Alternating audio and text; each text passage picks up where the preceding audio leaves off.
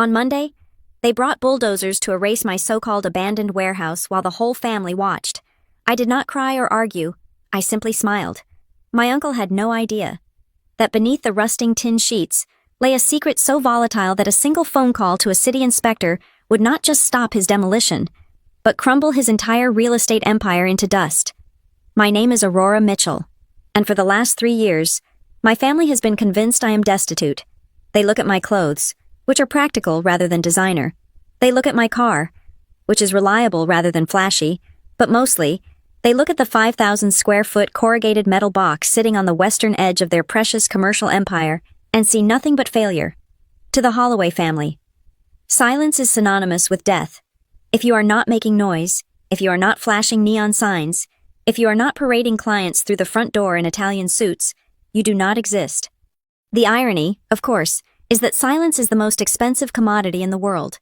And on that Friday afternoon, sitting in the mahogany-paneled boardroom of the Holloway block headquarters, I was the only one who could afford it. Uncle Gavin did not like silence.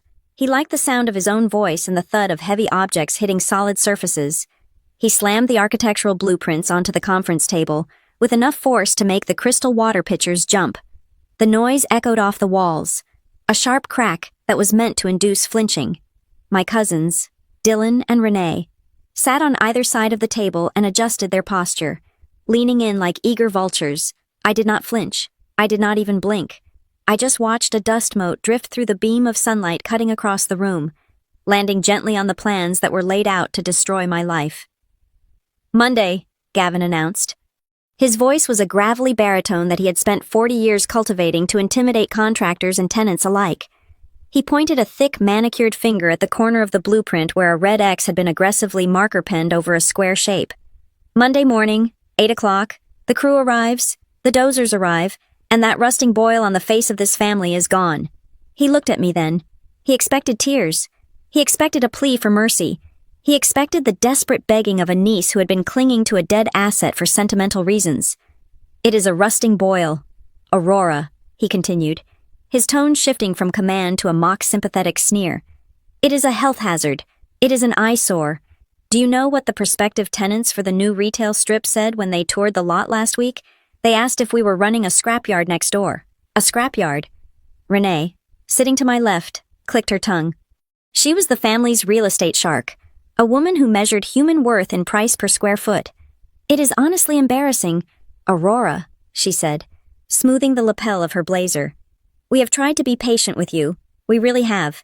Grandma left you that parcel because she pitied you, not because she wanted you to drag down the property value of the entire block. 3 years. 3 years, and not a single billboard, not a single truck in or out. The windows are taped over. The paint is peeling. It is blight, pure and simple. Dylan, the family accountant who always looked like he was sweating through his shirt, nodded in agreement, though he wouldn't meet my eyes. The parking revenue alone, he mumbled, tapping his tablet. If we pave that lot, we are talking about 40 additional spaces. In downtown Ridgeport, that is a significant monthly injection. We are losing money every single day that empty shell sits there.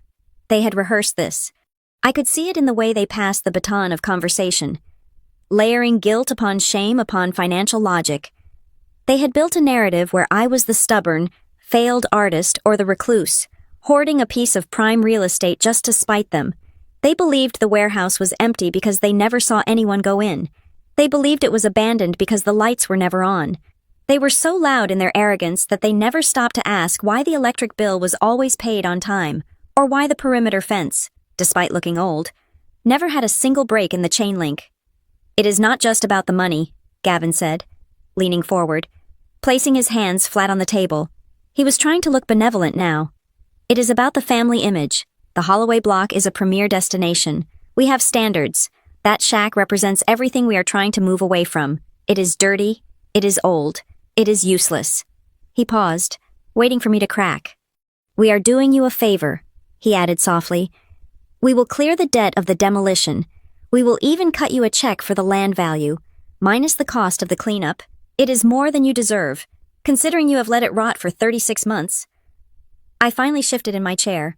The leather creaked, a sound that seemed incredibly loud in the sudden silence of the room. I looked at the blueprint. The red X was violent, drawn with anger. It covered the loading bay.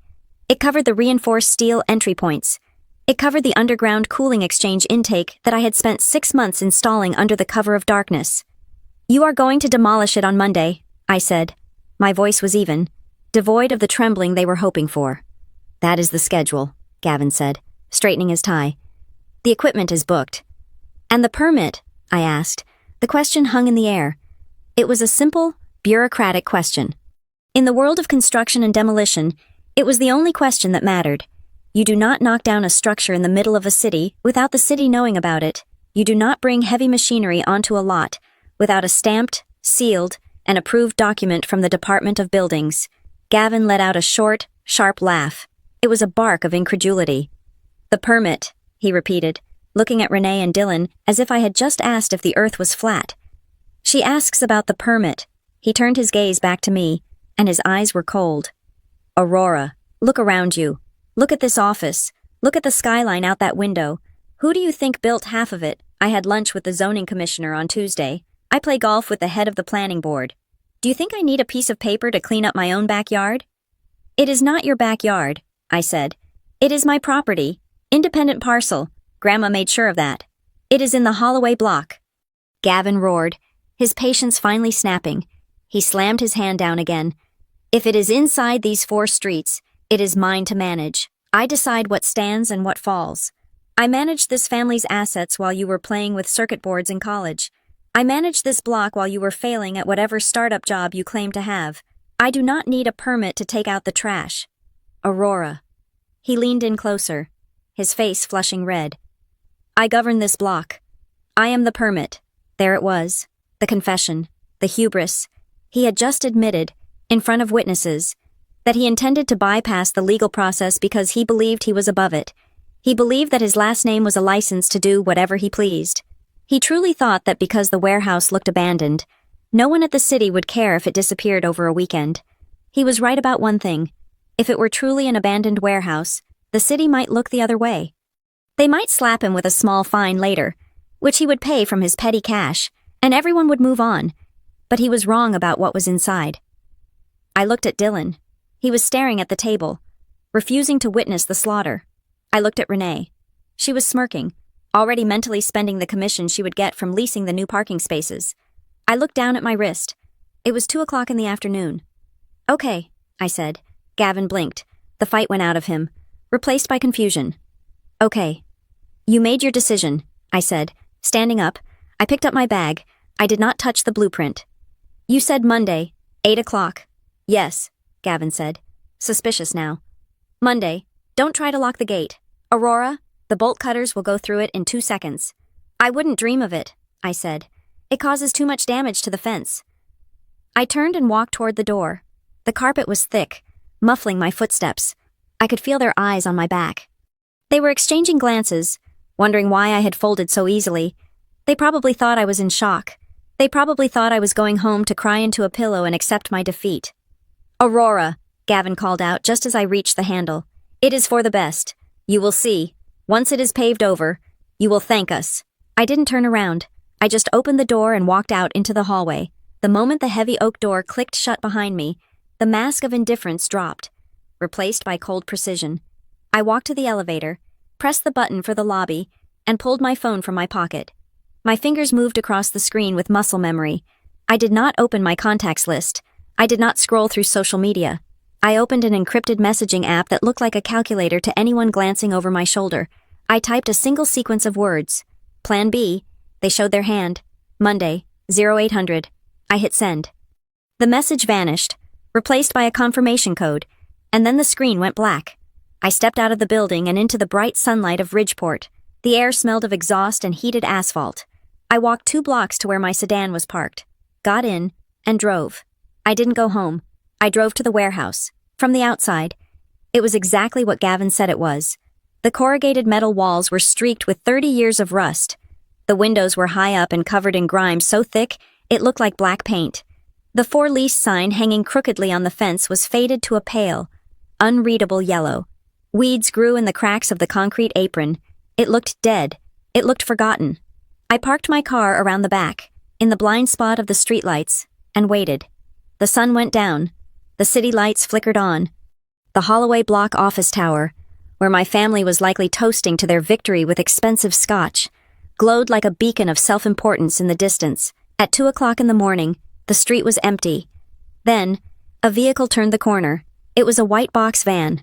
No logos, no markings, no license plates that would register on a standard civilian scanner.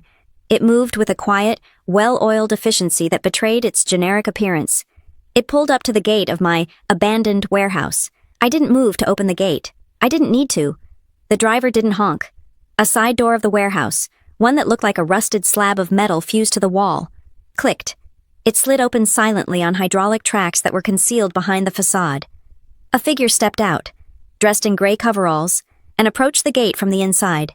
They unlocked it, swung it open, and the van rolled inside. The gate closed. The hydraulic door slid shut. Silence returned to the street. To anyone watching, it might have looked like a drug deal or a drop-off for stolen goods. My family, had they been watching, would have been confused. But they weren't watching. They were sleeping the deep, dreamless sleep of the arrogant. They were dreaming of asphalt and parking stripes. They were dreaming of bulldozers crushing my legacy. I sat in my car and watched the building. I knew what was happening inside. I knew the van was currently offloading backup drive servers and additional redundant power supplies. I knew the technicians were checking the Halon fire suppression system and the biometric logs. Gavin thought he was clearing a vacant lot. He thought he was crushing a soda can. He had no idea he was about to swing a sledgehammer into a nuclear reactor. I started my engine and pulled away, leaving the warehouse to its secrets. Let them bring the bulldozers on Monday. Let them bring the press if they wanted to. Let Gavin stand there in his hard hat and make a speech about progress and family duty. He wanted to make a scene. I would give him a scene. I knew that when the sun rose on Monday, there would be no sound of diesel engines tearing through metal. There would be no crumbling walls. There would only be the flashing lights of city official vehicles and the very distinctive, metallic click of handcuffs. Gavin wanted to clean up the block. I was going to help him. I was going to start by taking out the trash. The diesel fumes hanging over the western corner of the Holloway Block were thick enough to taste. It was exactly 8 o'clock in the morning, and the air was vibrating with the idle rumble of 2 yellow bulldozers and a massive excavator. They looked like prehistoric beasts waiting for a signal to feed. My uncle, Gavin, stood by the hood of his black luxury sedan, checking his watch. He was wearing a hard hat that looked ridiculous on him, pristine and white, gleaming under the morning sun. It was a prop, just like his smile. I stood 20 feet away, leaning against the fender of my car. I held a travel mug of coffee, though I had not taken a sip. My hands were steady. To my right, Renee was tapping furiously on her phone, likely coordinating the press release about the revitalization of the block. Dylan was pacing, wiping sweat from his forehead with a handkerchief, looking at the excavator with a mixture of awe and anxiety. "Let's get this moving," Gavin shouted over the engine noise to the foreman. "I want that structure flat by noon. We have a lunch meeting with the developers." The foreman, a burly man with a clipboard, nodded and raised his hand to signal the drivers. The excavator's arm lifted, the hydraulic pistons hissing as they extended. The bucket hovered over the rusted roof of my warehouse, a metal claw ready to tear through the corrugated tin. "Hold it." The voice did not come from me. It came from a gray sedan that had just screeched to a halt behind the bulldozers, blocking their path. A man stepped out. He was wearing a windbreaker with the city municipal seal on the breast pocket and carrying a thick, ruggedized tablet. He looked annoyed. This was Miles Rourke, a senior building inspector for the city of Ridgeport. I recognized him from the dossier I had compiled 6 months ago. He was known for being by the book, immune to charm, and perpetually exhausted by developers trying to cut corners. The foreman signaled the excavator to pause. The claw froze in midair. Gavin's face turned a shade of crimson that clashed with his white collar. He marched over to the newcomer. "Who are you?" "We are on a schedule here." "Miles Rourke, City Inspection Services," the man said, not even looking up from his tablet. He scrolled through a digital document, his brow furrowed. "I have a demolition order here for Parcel 4B. That's this structure." "Yes, that is the structure," Gavin snapped. "It is a derelict storage unit. We are removing a hazard. You can do your post-demo survey this afternoon." Rourke finally looked up. He had tired eyes, but they were sharp. He looked at the warehouse, then back at his screen. Then he looked at the warehouse again. "Sir, the demolition permit was flagged by the automated system this morning at 7:30. There is a classification error." "There is no error," Gavin said, his voice rising. "It is a Class C storage shed. It has been abandoned for 3 years. It is rotting. Look at it." Rourke walked past Gavin, ignoring him completely. He approached the building. He didn't look at the rust. He looked at the foundation. He looked at the ventilation hooded vents on the roof that were cleverly disguised to look like old chimney stacks. He walked to the electrical meter on the side of the building. I watched him closely. He was good. He noticed the meter was spinning. A derelict building does not consume 400 amps of continuous power. "This building is drawing a significant load," Rourke said, turning back to the group.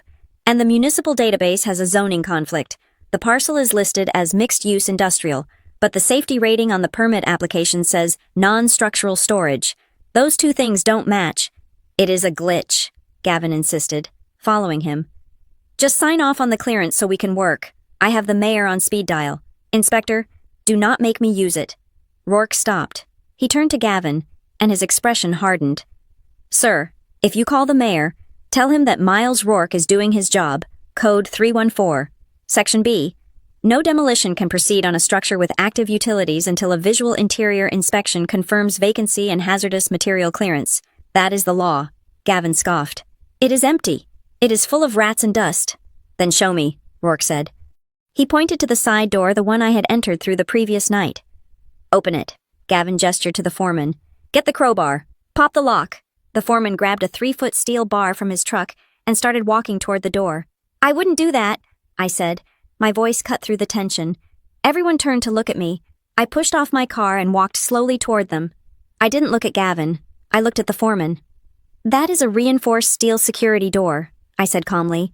"If you try to pry it open, you will trigger a silent alarm that alerts the county sheriff of a forced entry in progress.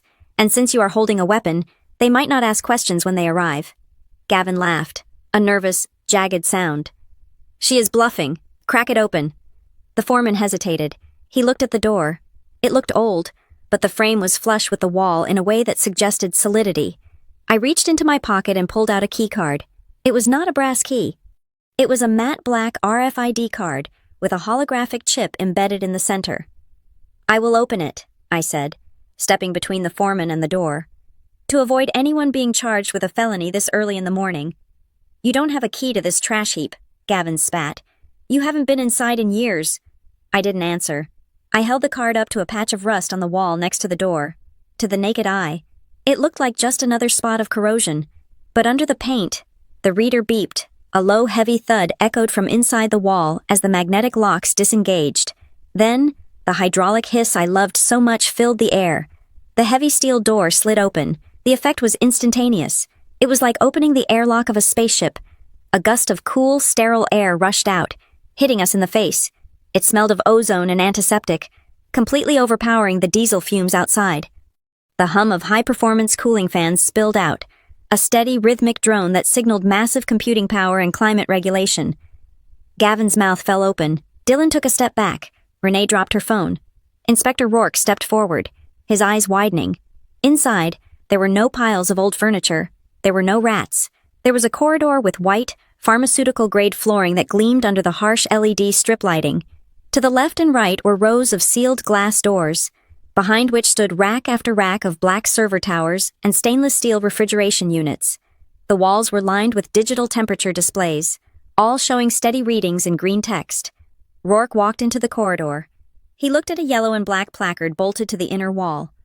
"Temperature-controlled chain of custody," Rourke read aloud. "Authorized personnel only. Biological hazard level 2. He spun around, his face pale. "Who is the site administrator?" "I am," I said, stepping into the cool light of the facility. "This is a live facility," Rourke said, his voice shaking slightly.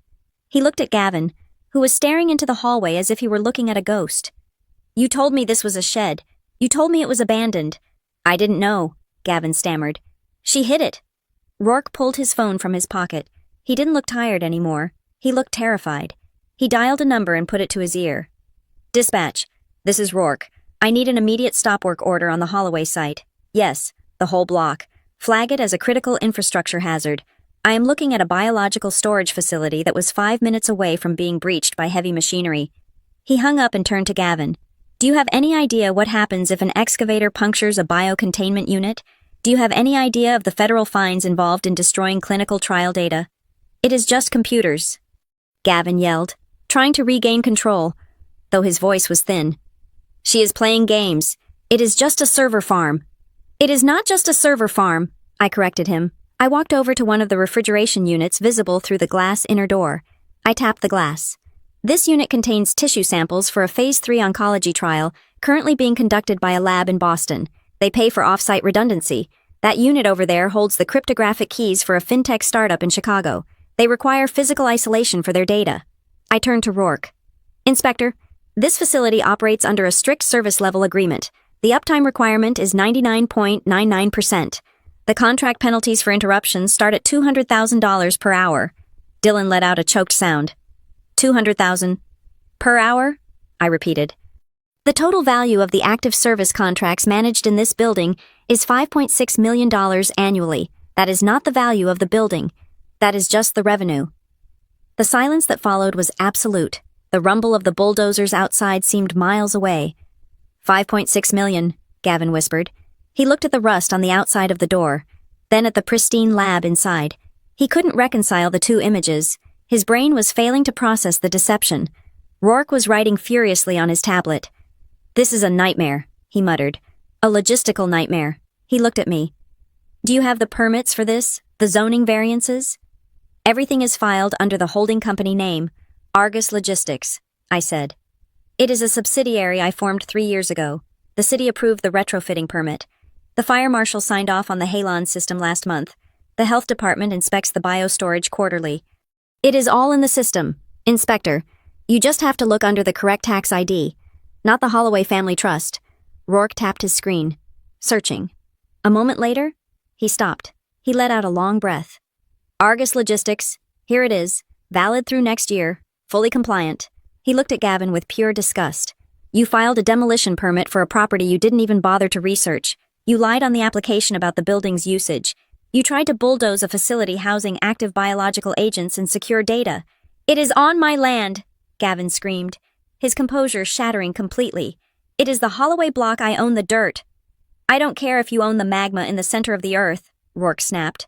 You cannot demolish a regulated facility without a federal hazmat review. That takes 6 months minimum, and you certainly can't do it when there are active contracts involved. Rourke stepped out of the building and waved his arms at the excavator driver.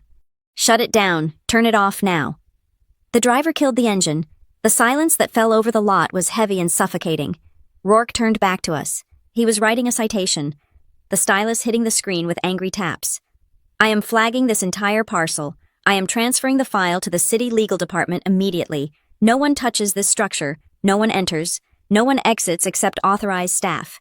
If I see so much as a scratch on this exterior siding, I will have the EPA down here so fast your head will spin. He ripped a bright orange sticker off a roll in his bag and slapped it onto the rusted metal next to the door. It read, Stop work order. Under investigation. Mr. Holloway, Rourke said, handing Gavin a digital receipt. You are looking at a code violation that carries a mandatory court appearance. And frankly, if this lady here decides to sue you for business interruption, I will be the first one to testify that you were negligent.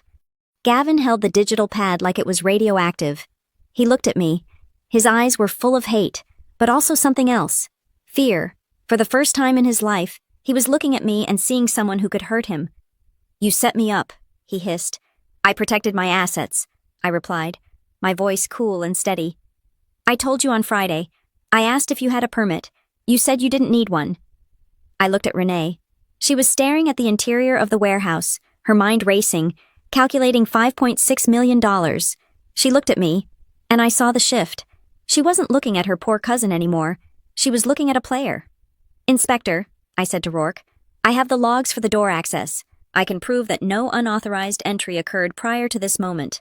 The chain of custody is intact. Good, Rourke said. Keep those logs. You are going to need them. He walked back to his car, shaking his head. Gavin stood there, the orange sticker glaring at him. The bulldozers sat silent. The abandoned warehouse hummed softly, a fortress of technology wrapped in a disguise of failure.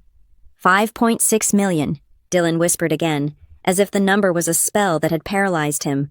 Get in the car. Gavin growled at them. He threw the hard hat onto the ground, It bounced and rolled into a puddle of oil. Meeting in the boardroom, now. He didn't look at me again. He turned and walked away. His shoulders slumped, defeated by a layer of rust and a city inspector who knew how to read a codebook.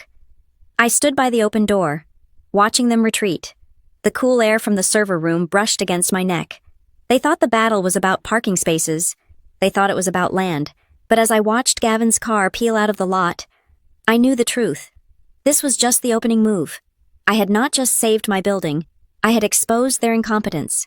I had shown them that the failure of the family was actually the only one generating real wealth, and I had done it all without raising my voice. I reached out and pressed the button to close the door. The steel slab slid shut, sealing the clean, white world away from the dirt and the noise. The lock engaged with a heavy clunk. Phase 1 was complete. Now, the real questions would start, and I had answers prepared that would tear the Holloway family apart. Piece by piece, the emergency family meeting was called for 3 o'clock that afternoon, and the atmosphere in the boardroom was no longer one of triumphant command. It was the suffocating, heavy air of a courtroom just before a sentencing. The morning sun that had illuminated Gavin's grand declaration of demolition was gone, replaced by the gray afternoon light of a Midwest overcast sky. Gavin was not sitting at the head of the table this time. He was pacing. He moved back and forth in front of the window, his jacket off, his sleeves rolled up, revealing the heavy gold watch that suddenly looked like a shackle. Dylan sat hunched over his tablet, his face pale and slick with perspiration. Renee was sitting upright, but she had repositioned her chair. She was no longer angling her body toward Gavin. She was angled slightly toward me. I sat in the same seat I had occupied on Friday. I had not changed my clothes. I had not fixed my hair. I was the only thing in the room that had remained constant. "You embarrassed us," Gavin said. He didn't yell. It was a low, vibrating accusation thrown at the carpet. He stopped pacing and turned to face me. His eyes narrowed into slits. "You stood there, in front of a city official, in front of my contractors, and you made this family look like a chaotic circus." I poured myself a glass of water. My hand was steady. "I believe I stopped you from committing a federal crime. Gavin, you should be thanking me." "Thanking you." He slammed his hand on the back of his leather chair. "You blindsided me. You let me file that permit. You let me hire the crew. You waited until the machines were literally running to pull your little stunt. That was calculated. Aurora, that was malicious." "It was necessary," I replied. "If I had told you on Friday that I was running a high-security data center, would you have believed me? Or would you have demanded a tour? Would you have insisted on bringing your investors inside to gawk at the blinking lights?" "I am the head of this block," Gavin roared. "I have a right to know what is happening on my territory." "That is the point, isn't it?" I took a sip of water. "You think it is your territory. You accused me of hiding a business. I didn't hide anything. I simply didn't invite you into it. There is a difference." "You made us look like amateurs," Gavin spat. "Rourke is going to file a report. The city legal department is going to be sniffing around our permits for the next decade because of you. Do you know how hard I worked to get the zoning board to trust us? You torched 20 years of goodwill in 20 minutes. You torched it when you ordered a demolition without an interior inspection," I countered. "Do not shift the blame for your incompetence onto my operations." Dylan suddenly spoke up. His voice was cracked, like he had been holding his breath for hours. 5.6 million. Gavin whipped his head around. "Shut up, Dylan." "No, Uncle Gavin. Listen," Dylan said. Looking up with wide, shocked eyes, he tapped his screen. "I have been running the numbers based on what she said. If she has 5.6 million in annual recurring revenue, that is 3 times the net operating income of the entire retail strip we were planning to build. 3 times. He looked at me, and for the first time in his life, there was no pity in his gaze. There was only the raw, hungry math of an accountant realizing he had been counting pennies while standing on a gold mine. "Aurora, is that number verified? Are those contracts multi-year?" 3 to 5 year terms, I said calmly. "With automatic renewal clauses and inflation adjustments, the churn rate is less than 1%. Renee cleared her throat. She smoothed her skirt, and a smile appeared on her face. It was not the sneering smile from Friday.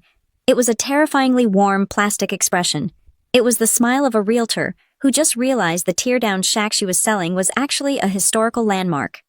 "Aurora, sweetie," Renee said, her voice dripping with sudden, unearned intimacy. "We have been going about this all wrong.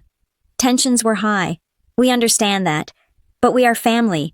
If you have built something this substantial, we should be celebrating it. We should be integrating it. She leaned forward, her eyes gleaming. Imagine the marketing. Holloway Block, the intersection of retail and tech. We could rebrand the whole development around your hub. We could use your revenue stream to leverage better financing for the East Wing renovations. Why didn't you tell us? We could have helped you expand. I looked at her, and I felt a cold knot of disgust in my stomach. Friday, I was a failure. Today, I was a cash cow. They didn't care about the work. They didn't care about the science or the data. They only cared that the rust was actually gold paint. I didn't tell you, I said, reaching into my bag. Because I know exactly how this conversation goes. You don't want to help me expand. Renee, you want to absorb me. I pulled a thick folder from my bag and slid it across the mahogany table. It spun smoothly and stopped right in front of Gavin. Open it, I said. Gavin stared at the folder like it was a bomb. He slowly opened the cover. That is the deed to the parcel, I said, my voice cutting through the silence. Behind it is the original subdivision survey from 1985. Behind that are my business license, my insurance certificates, and my federal compliance audits. Gavin flipped through the pages. His face grew tighter with every sheet. Read the line under ownership, I instructed. He didn't want to read it. He wanted to burn it, but his eyes dropped to the line. Owner Aurora Mitchell. He read through gritted teeth. Parcel status independent, no HOA affiliation, no block management covenant. Exactly, I said. Grandma didn't just leave me a warehouse. Gavin, she left me an island. That land is legally distinct from the Holloway Block. You have no jurisdiction. You have no management rights. You have no claim to my revenue, my operations, or my future. The room went dead silent. The air conditioner hummed, oblivious to the human wreckage in the room. Gavin closed the folder. He placed his hands flat on top of it, as if trying to physically suppress the truth contained inside. When he looked up, the mask of the concerned patriarch was gone. In its place was something ugly and raw. It was the look of a man who realizes he cannot steal what he wants, so he must destroy the owner instead. You think you are so smart, Gavin said, his voice dropping to a dangerous whisper. You think because you have some computers and some contracts that you are one of us. You are not one of us. Aurora, you never have been. He stood up and leaned over the table, his shadow stretching toward me. You are a weirdo. You always were. While Dylan and Renee were learning the business, learning how to talk to people, learning how to build a community, you were in your room taking apart radios. You don't know how to integrate. You don't know how to be part of a team. You are a cold, antisocial hermit who plays with tech toys because you can't handle real human interaction. I didn't flinch. His words were meant to hurt, to trigger the insecurity of the little girl who never fit in at the country club dinners. But they didn't hurt. They just bored me. I remembered the Christmas dinner 4 years ago. I had just secured the seed funding for the retrofitting. I was excited. I had tried to explain the concept of cold storage data preservation to my aunt. Gavin had interrupted me mid-sentence to ask if I was still fixing computers for a living. He had laughed and told the table that I was the family geek squad. Everyone had laughed. They asked when I was going to get a real job like Renee, who sold condos. I had stopped explaining myself that night. I realized then that they didn't want to understand. They needed me to be small so they could feel big. My tech toys, I said, meeting Gavin's gaze with a flat, unimpressed stare. Secure the intellectual property of 3 pharmaceutical giants. My antisocial behavior ensures that their secrets are kept safe from corporate espionage. You call it being a hermit. My clients call it discretion, and they pay a premium for it. It is a blight, Gavin shouted, losing his temper again. It looks like garbage. You are running a gold mine inside a dumpster, and you are dragging down the value of everything I have built. Do you think I care about your little independent status? This is Ridgeport. This is my town. You think a piece of paper from 1985 is going to stop me? It stopped you this morning, I said. Gavin's face twitched. That was a surprise attack. That won't happen again. He walked over to the window and looked out at the block, his kingdom. He took a deep breath, composing himself, pulling the arrogance back around him like a coat. You have 2 choices. Aurora, he said, not looking at me. Option 1. You sign a management agreement with Holloway Properties. We take over the exterior maintenance, we integrate the parcel into the block's master plan, and we take 15% of the gross revenue as a management fee. In exchange, we make your building look like it belongs here. We legitimize you. And option 2, I asked, though I already knew. He turned around. His eyes were cold, dead things. Option 2 is that we treat you like what you say you are, an outsider, an enemy. You say you are independent, fine. Then you better hope your operation is perfect, because I will be watching. Every truck that comes in, every decibel of noise your cooling fans make, every shadow your building casts. If you step 1 inch out of line, if you violate one single city ordinance, I will bury you in litigation.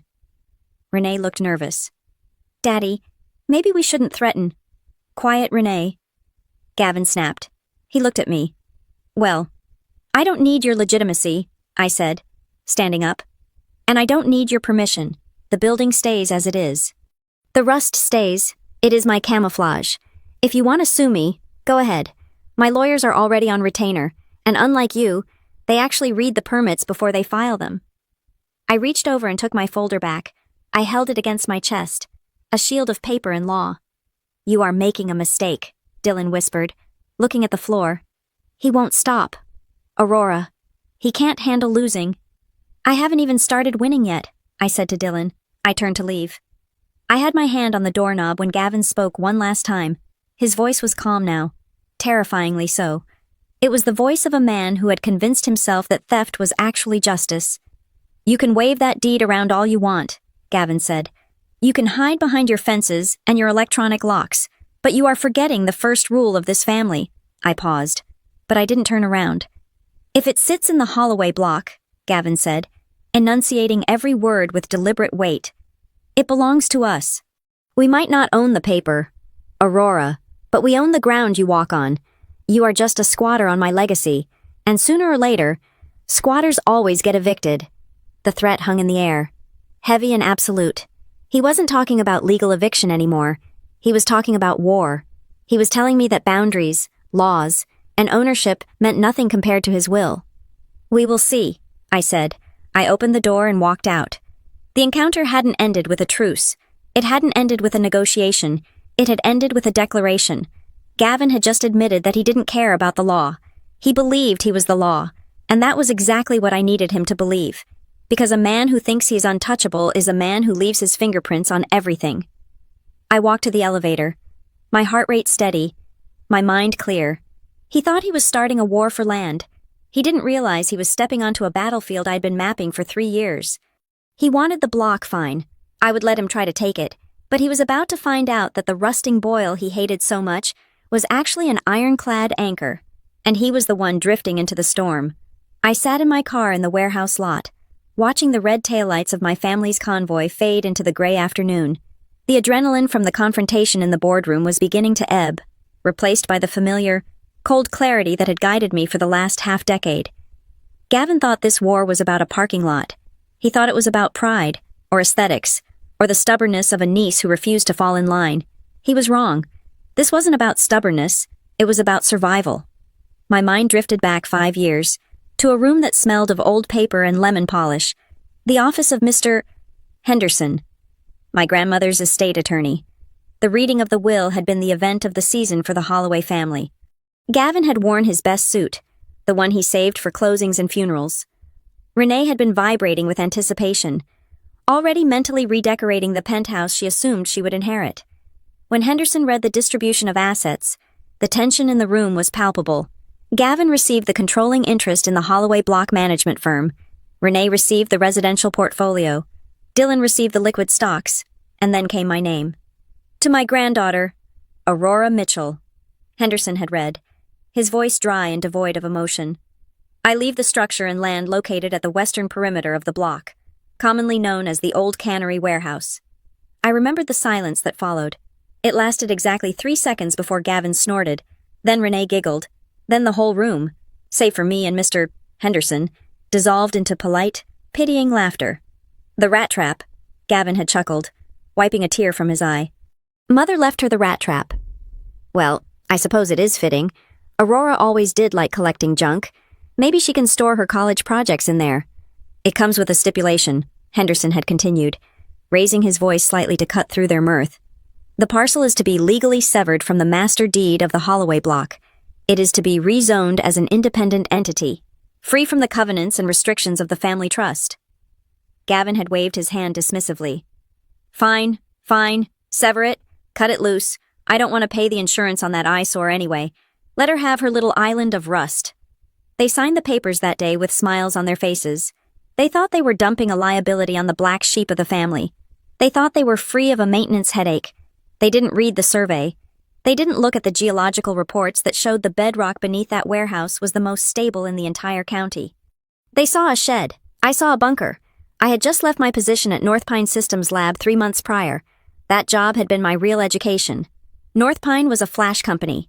They had a glass-walled data center in Silicon Valley that looked like a jewelry box. They put their servers on display for the world to see, bathed in blue neon light. They wanted the public to see the technology. Then came the breach. It wasn't a hack. It was physical. A group of corporate espionage agents simply drove a truck through the glass wall. They smashed the racks, stole the drives, and caused $40 million in damage in under 4 minutes. I learned a lesson that day that no university professor could teach. In the world of high-value data, visibility is death. If you look like a bank, someone will try to rob you. If you look like a fortress, someone will try to siege you. But if you look like a pile of garbage, people walk right past you. The day I got the keys to the warehouse, I walked into the dark, dusty cavern. It smelled of stale oil and dead pigeons. The roof leaked, the floor was cracked, but the bones were steel. I spent the next 2 years living a double life. By day, I was the failing niece, the one who couldn't hold down a job, the one who borrowed money for repairs that never seemed to happen.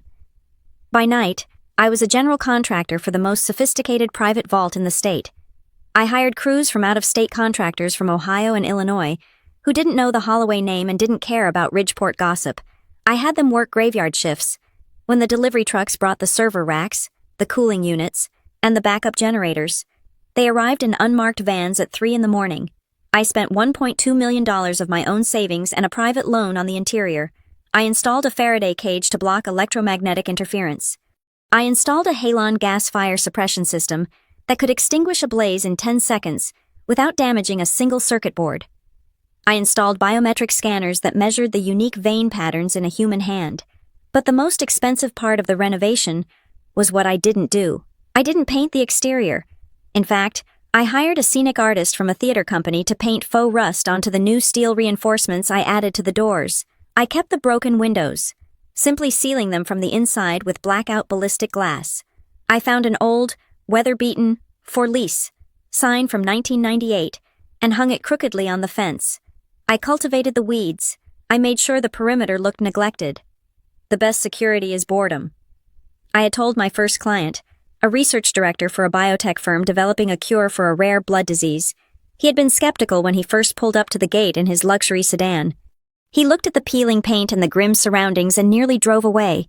But when I brought him inside, through the airlock, into the humming, pristine white corridor of the server room, his jaw dropped. "Why?" he had asked, running a hand over the cold steel of a server rack. "You have a Ferrari engine inside a beat-up station wagon. Your competitors know what a data center looks like," I told him. "They look for cooling towers. They look for security guards in uniforms. They look for fences with razor wire. No one looks twice at a derelict warehouse on the edge of town. If you store your clinical trial data here, the only thing that will try to break in is a stray cat." He signed the contract that afternoon. Then came the others, a risk assessment firm that modeled catastrophic weather events for insurance giants, a private cryptographic key management service. These weren't companies that wanted a fancy lobby to impress investors. They were people who dealt in secrets. They wanted stability. They wanted invisibility. They didn't care that the building was ugly. They cared that it was off the grid. My family thought I was broke because I poured every cent of profit back into the infrastructure. I upgraded the power redundancy. I installed a satellite uplink for emergency data transmission. I built a fortress, and I painted it to look like ruins. It was lonely work.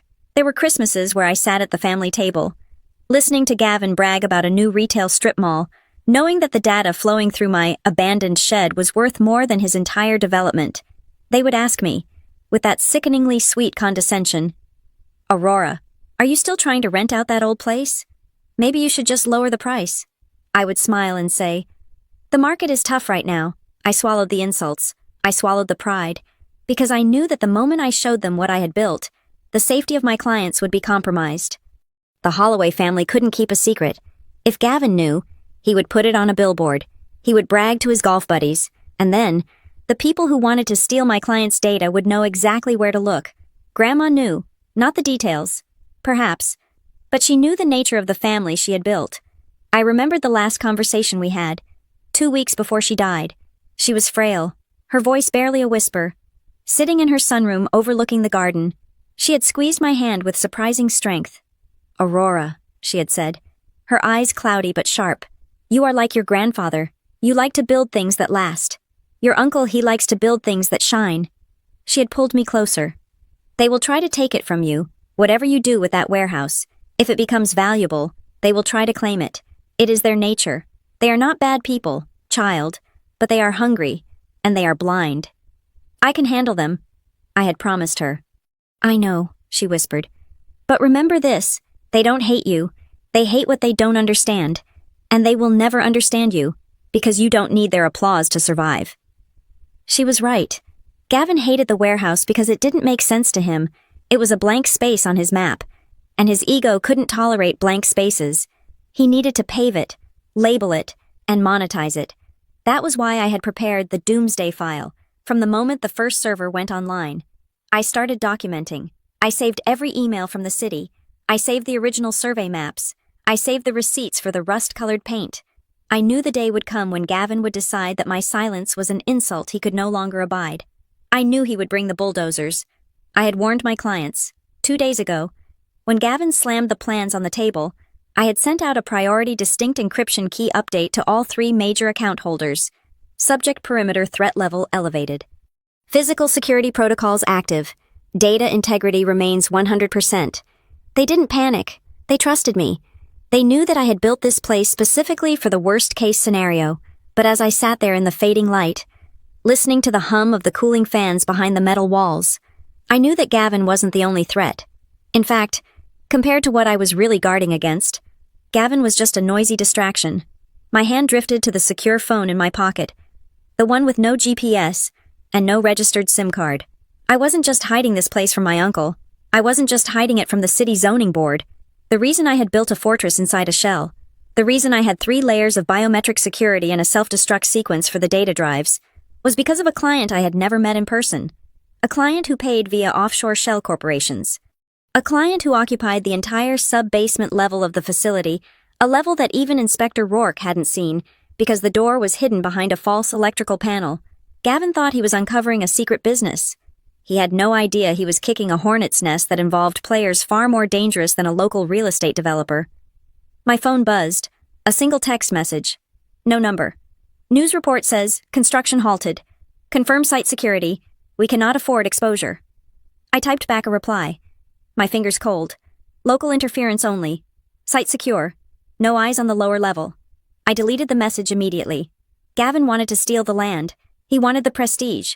He didn't know that if he had actually succeeded in tearing down that wall today, if he had exposed the sub-basement to the light of day, the people who paid for that storage wouldn't have sued us. They wouldn't have filed a complaint with the city. They would have simply removed us. I looked at the warehouse one last time. It looked so fragile in the twilight. A rusting box sitting on a ticking bomb. I started the car. I had won the battle with my family, but by bringing the city inspector into the mix, I had drawn attention. And attention was the one thing the things in the basement could not survive. The war for the land was just a cover story. The real war was keeping the world from finding out what was sleeping 20 feet beneath the concrete, and I was the only gatekeeper left. The Tuesday morning sun did not bring clarity. It brought a legal storm front that was darker and heavier than the overcast sky above Ridgeport. I sat in the minimalist, glass-walled office of Marcus Thorne, my attorney, listening to the silence that followed his review of the incident report. Marcus was a man who spoke in billable increments, precise and devastating. He placed the file on his desk, removed his reading glasses, and looked at me with an expression that was halfway between impressed and terrified. "Aurora," he said, his voice low, "I hope you understand the bullet you dodged yesterday. If that excavator bucket had breached the containment wall of your facility, we would not be discussing a civil suit for property damage. We would be discussing criminal negligence on a scale that puts people in federal prison." "I know," I said. "That is why I stopped them." "You stopped the physical act," Marcus corrected. "But the legal machinery your uncle set in motion, that is still grinding." He tapped the file. "I have been reviewing the demolition order. In my 20 years of practice, I have never seen a demolition permit issued this quickly for a structure of that size. Usually, there is a 30-day review period. Public comment, environmental impact surveys. This was pushed through in 48 hours. He leaned forward. This wasn't just administrative incompetence, Aurora. This was a bypass. Someone lubricated the gears. That was the first domino. The idea that Gavin hadn't just been arrogant, but active. What are our options? I asked. We go on the offensive, Marcus said.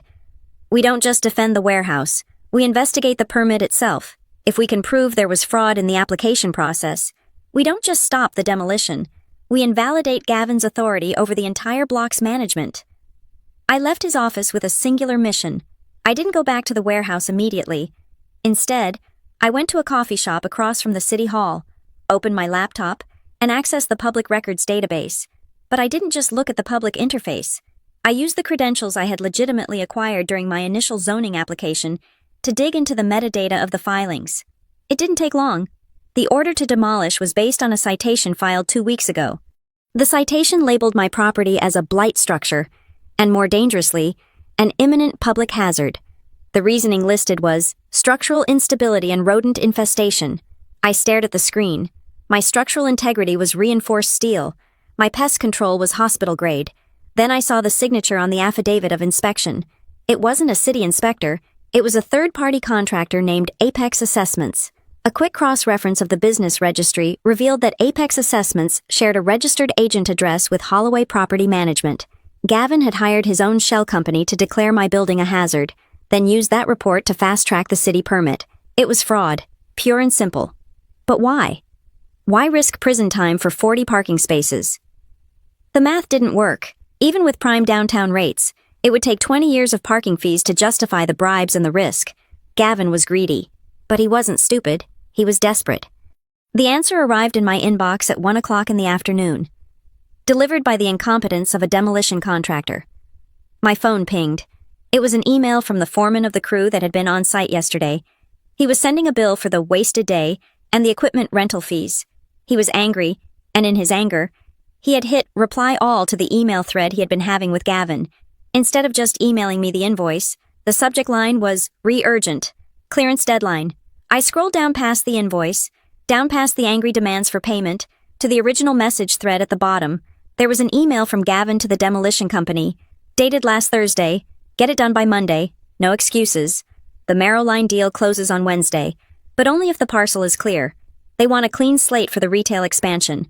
If that shed is still standing, the liquidity event is off the table. I froze. Marrow Line Development was not a local player.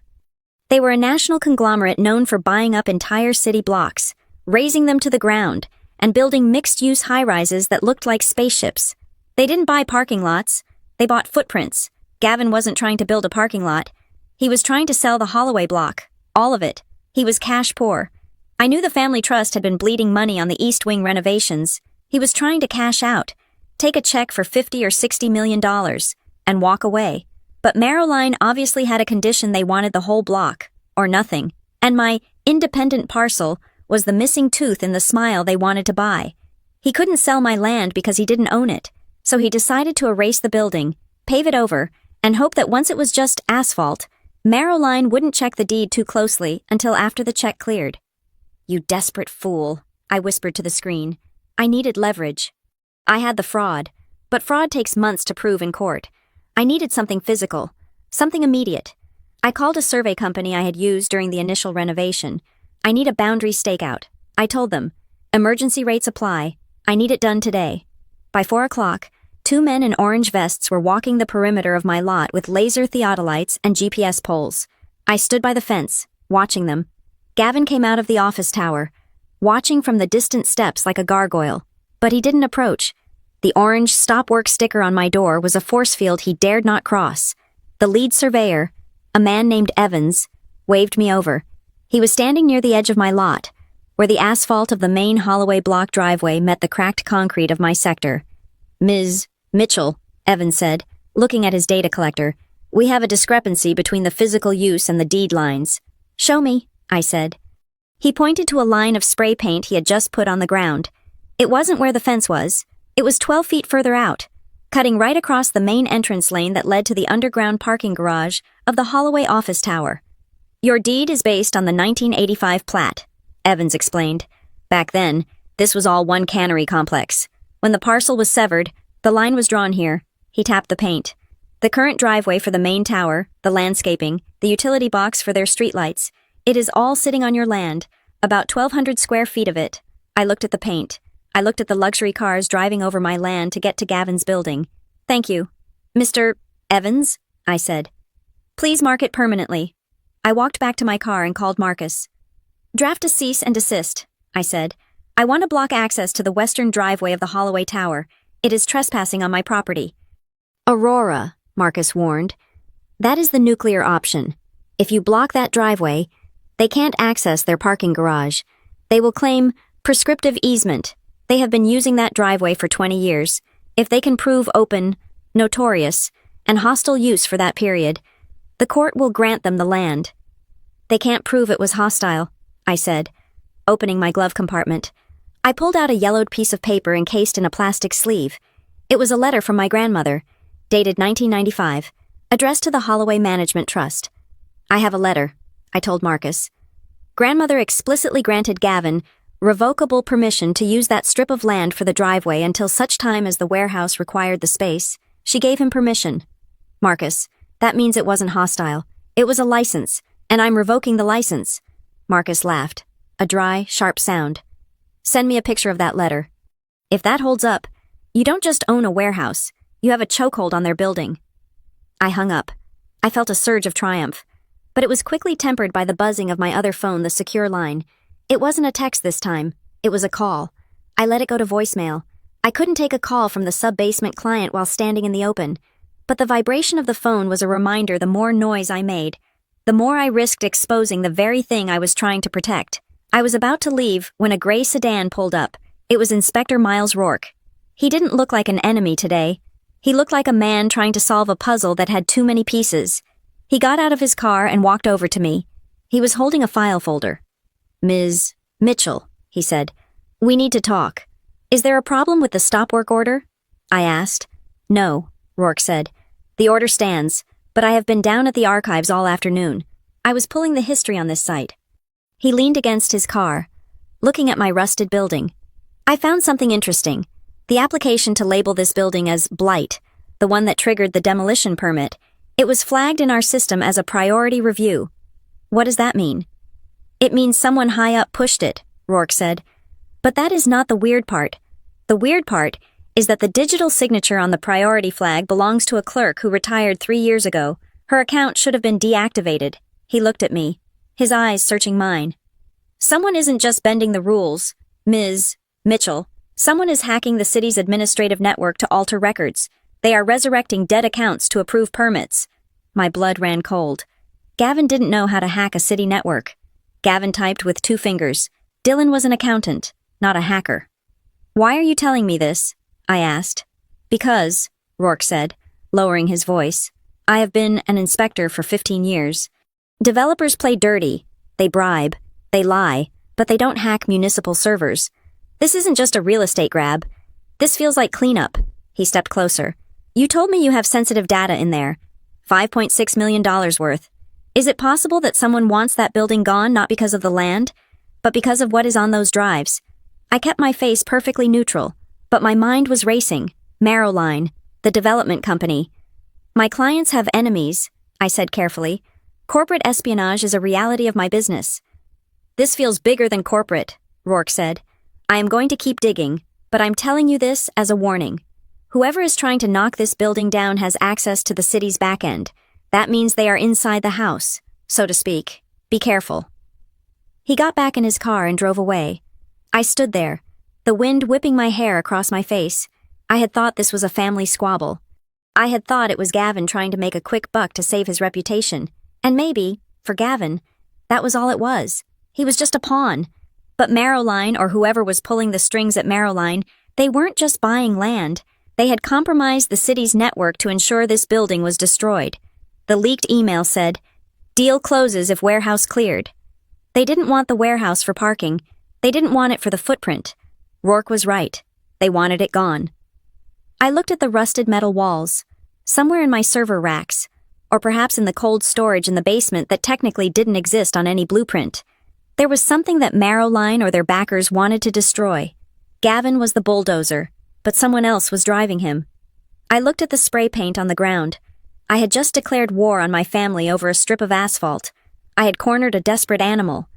But as the sun dipped below the horizon, casting the block in long, jagged shadows, I realized that I wasn't the hunter I thought I was. They weren't trying to evict me. They were trying to sanitize the site. I pulled out my phone and texted Marcus. File the cease and desist. Block the driveway. We need to freeze everything. Then I texted the number that had called me earlier. External threat vector identified. It is not just the family. It is the buyers. Initiate level 4 counter surveillance. I got in my car and locked the doors. The click was loud in the silence. They wanted to erase my warehouse. But the thing I feared most wasn't the destruction of the building. It was that they wanted to erase the evidence of what was inside. And if they couldn't knock the building down, they might try to burn it out. The conference room on Wednesday morning smelled of floor wax and expensive cologne, a scent that I had always associated with my uncle's specific brand of coercion. This time, however, the seating arrangement was different. Gavin sat at the head of the table, flanked by his attorney, a man named Sterling who wore a suit that cost more than my first car. Renee and Dylan were present, looking like children who had been called to the principal's office.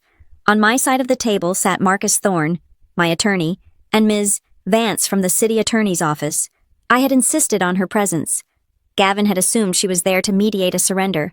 He thought I had called this meeting to negotiate the terms of my capitulation, to accept a settlement check and walk away from the eyesore that was ruining his view. He was in for a very long morning. "Let's make this quick," Gavin said, leaning back in his chair and clasping his hands behind his head. He didn't look at me. He looked at Marcus. "We are prepared to offer your client a nuisance fee. We will cover the legal costs she has incurred so far, provided she drops the objection to the demolition and signs a quitclaim deed by 5 o'clock today. We have a schedule to keep." Sterling opened a folder and slid a single sheet of paper across the polished mahogany. $20,000, Sterling said, plus the cost of the fence repair. It is a generous offer for a parcel that has been red-tagged by the city. I didn't pick up the paper. I didn't even look at it. I looked at Ms. Vance, then at Gavin. "We are not here to discuss the demolition," I said. My voice was quiet, but in the acoustic perfection of the boardroom, it carried like a bell. "That is currently under a stop-work order which, as Ms. Vance can confirm, will remain in place, pending the fraud investigation." Gavin's jaw tightened. "Then why are we here?"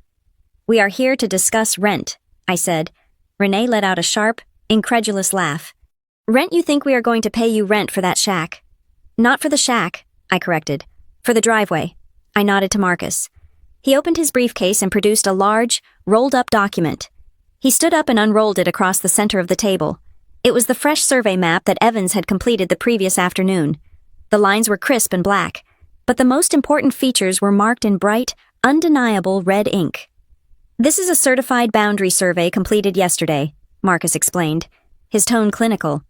"As you can see, the legal boundary of the independent parcel owned by Ms. Mitchell extends 12 feet into what is currently the primary ingress and egress lane for the Holloway block parking structure." I watched Gavin's eyes follow the red line. I saw the moment the realization hit him. The driveway he had been using for 20 years, the grand entrance to his office tower, was built on dirt he didn't own. "This is ridiculous," Gavin sputtered, reaching for the map. "We have used that driveway for decades. It is common usage." "It was permissive usage," I interrupted, sliding the copy of Grandmother's letter across the table. Grandmother granted the Holloway Trust a revocable license to use that strip of land. A license, Gavin, not an easement, and as of this morning, I have revoked it. "You can't do that," Sterling interjected, though he was reading the letter with intense focus. "This creates a landlocked condition for the parking structure." "Not my problem," I said. "You have a back entrance on 4th Street. It is inconvenient. Yes. It is narrow. Yes. But you are not landlocked. You just lost your front door." "You are petty," Renee hissed. "You are doing this just to be spiteful." "I am protecting my property rights," I replied. "But there is more." I pointed to a second red line on the map, this one dashing across the corner of the lot. "When I had the surveyors out, they also scanned for underground utilities," I said. "It turns out, When you renovated the tower 10 years ago, you didn't want to pay the city to rip up the main road to lay your new fiber optic cables and your backup water main. So, you cut a corner, literally. I tapped the map. The high-speed fiber line that services this entire building runs diagonally through my soil. You never asked for an easement. You never paid for the right-of-way. You just buried it and hoped no one would notice. The silence in the room was absolute. Dylan was staring at the map, his face draining of color. He knew what that fiber line meant. It was the lifeline for the financial firms renting the top floors. If that line was severed, the building went dark. I am prepared to offer you an easement, I said, leaning forward. I am not unreasonable. I will grant you the right to keep your driveway and your cables where they are. Gavin looked at me, wary. For how much? Market rate, I said, plus retroactive compensation for unauthorized use of the land for the past 10 years. My appraisers have calculated the value based on the commercial square footage of downtown Ridgeport. Marcus slid a second document across the table. It was a contract. The number at the bottom was not $20,000. $250,000 per year, Marcus read, with a lump sum payment of $1.5 million for past usage, due within 30 days. You are insane, Gavin shouted, standing up so abruptly his chair tipped over. You are trying to extort your own family, $1.5 million. We don't have that kind of liquidity sitting around for a driveway. Then dig it up, I said coldly. Move your road, move your cables. But if you touch one shovel to my dirt without a check in my hand, I will have the sheriff here for trespassing before the dust settles. Aurora, Gavin pleaded, his voice cracking. He put his hands on the table, leaning his weight on them. We are family. You can't do this. We are blood. You are squeezing us dry. I looked him in the eye. I waited for a long moment, letting his words hang in the air, letting everyone in the room taste the hypocrisy of them. Family, I repeated. Which family was it that voted to bulldoze my property on Monday morning? Which family stood in this room 5 days ago and called me a failure? Which family tried to erase my livelihood without even a phone call? That was business, Gavin yelled. We were trying to improve the block. And this is business, I said. I am improving my bottom line. Dylan spoke up. His voice was quiet, trembling. Uncle Gavin, just pay it. If we lose the fiber line, the tenants on the 12th floor will void their leases. We can't afford that. We can't afford the $1.5 million either, Gavin snapped at him. Not with the renovations running over budget. Why are you so desperate for the parking? Dylan asked. It was the question that had been eating at him. He looked at his uncle, confusion warring with suspicion. I ran the projections. Uncle Gavin, even with 40 new spots, it takes 10 years to make back the cost of the demolition and the paving. Why are you rushing this? Why are you risking jail time and fraud charges for a parking lot that doesn't make financial sense? Gavin froze. He looked at Dylan, then at the city attorney, then at me. It is about long-term value. Dylan, you lack vision. No, I said. It is not about vision. It is about the closing conditions. I reached into my bag for the final document. This was the weapon I had been saving. It was the document my contact had pulled from the digital trash bin of the demolition contractor. The draft agreement that Gavin thought was secret. Marrow line development, I said. The color left Gavin's face entirely. He looked like he had been struck. I have here a draft purchase agreement between the Holloway Trust and Marrow Line Development, I said, placing the document on the table. It outlines the sale of the entire Holloway block for the sum of $58 million. Renee gasped. $58 million. You are selling the block, Daddy. You said we were refinancing. He is selling, I said, looking at Renee. But there is a catch. Section 4, paragraph 2. I read from the page. The sale is contingent upon the delivery of the assemblage free and clear of all existing structures on the western perimeter parcel, currently identified as the Old Cannery Warehouse. The seller guarantees that said parcel is part of the Holloway management control and will be vacant at closing. I looked up. He can't sell the block unless he delivers my land.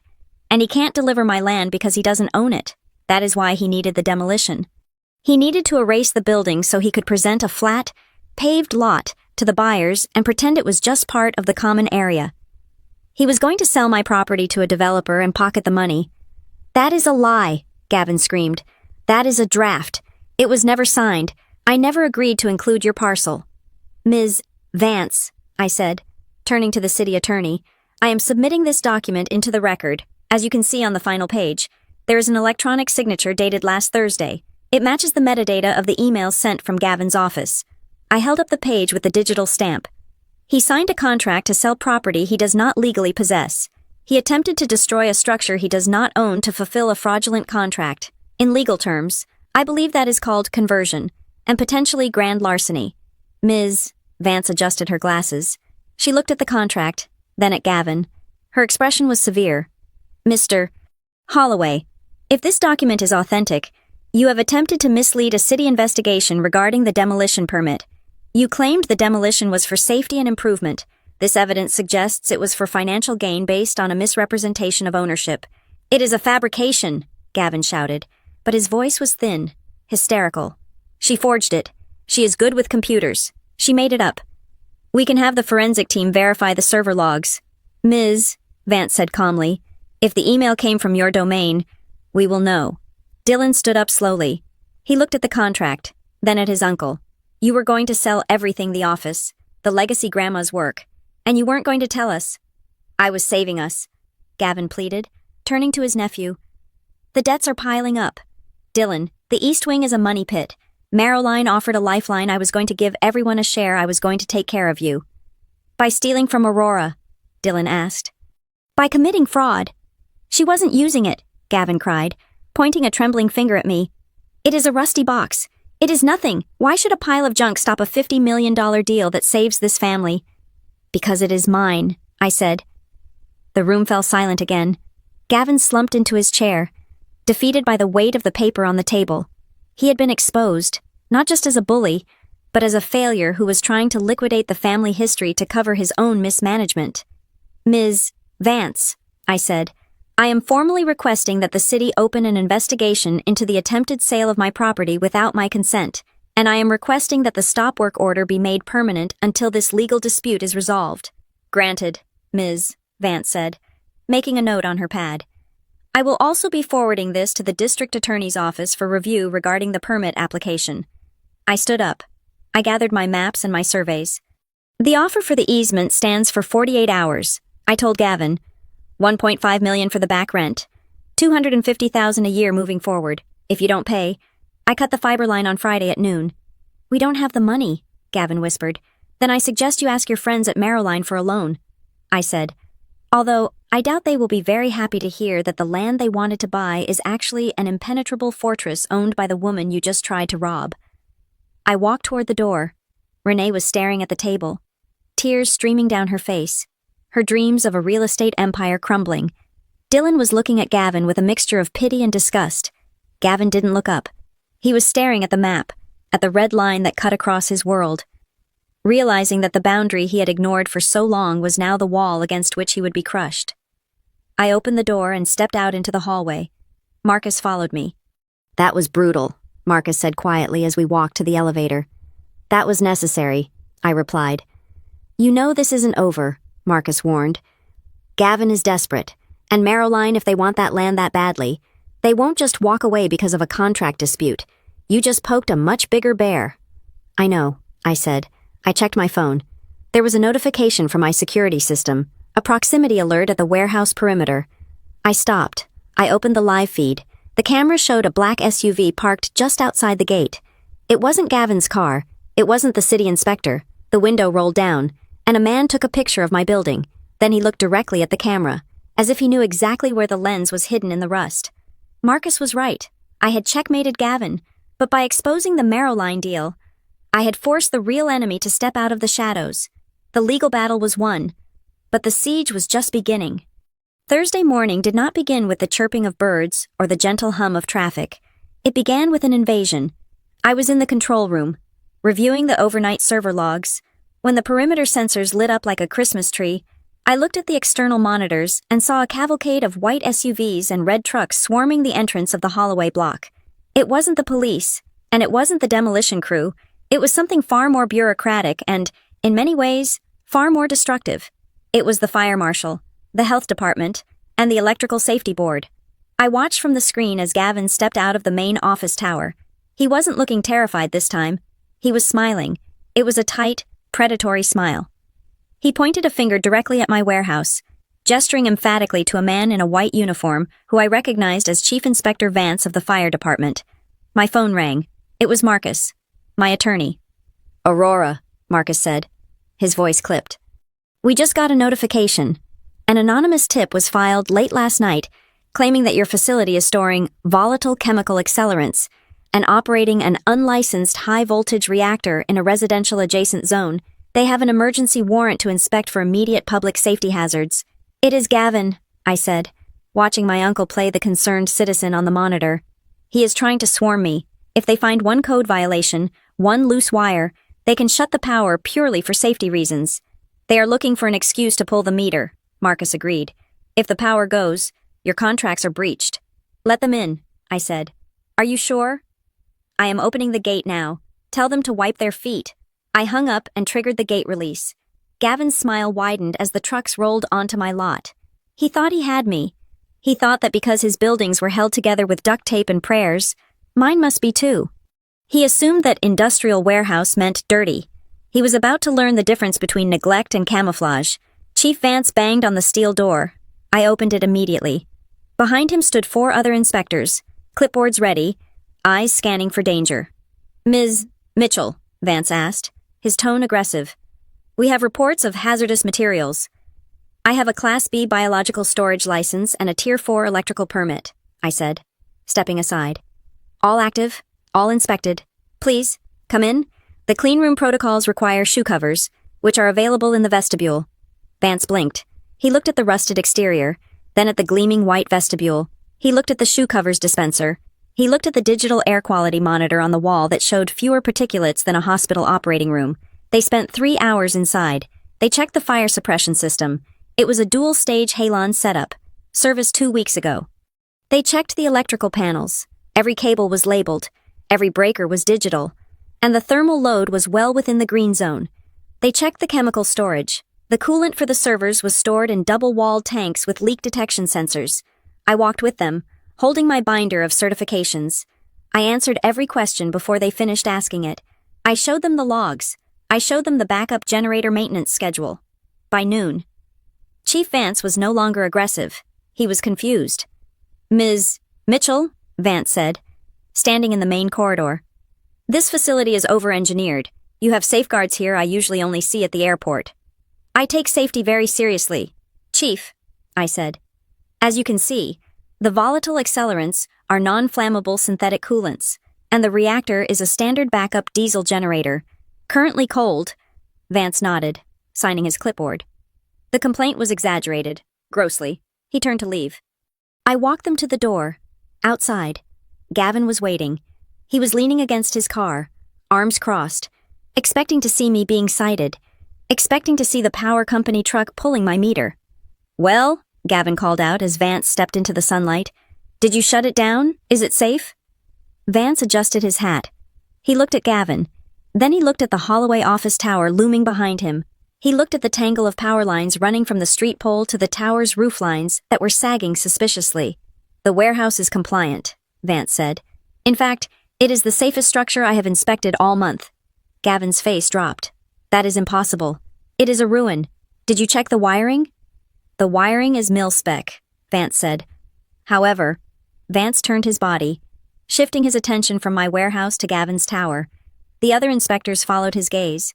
"Since we are already on site for a block-wide safety audit based on the complaint," Vance said slowly, "and since the complaint alleged hazardous electrical fluctuations in the immediate vicinity."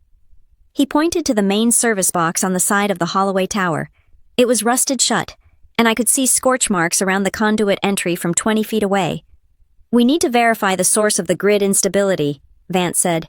"We need access to your mechanical room. Mr. Holloway, now." "What?"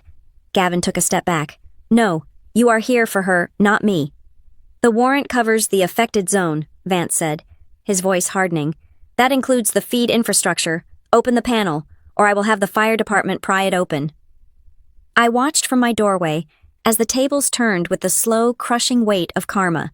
They went into Gavin's building. They didn't come out for 4 hours. When they did, they weren't holding clipboards. They were holding rolls of red tape. I stood there and watched as the fire marshal slapped a "Notice of Violation" sticker on the front glass doors of the Holloway Tower, then another on the retail strip, then another on the parking garage entrance. "What are you doing?" Gavin was screaming. "Following them out." "You can't do this. I have tenants. I have a law firm on the 4th floor." "You have a daisy-chained electrical system from 1975, Vance barked, losing his patience. "You have blocked fire exits in the retail basement. Your sprinkler system has no water pressure. I am not shutting you down yet, but I am issuing a 48-hour cure notice. Fix the critical life safety violations, or I pull the occupancy permit for the entire tower." Renee came running out of the lobby. Her phone pressed to her ear. She looked frantic.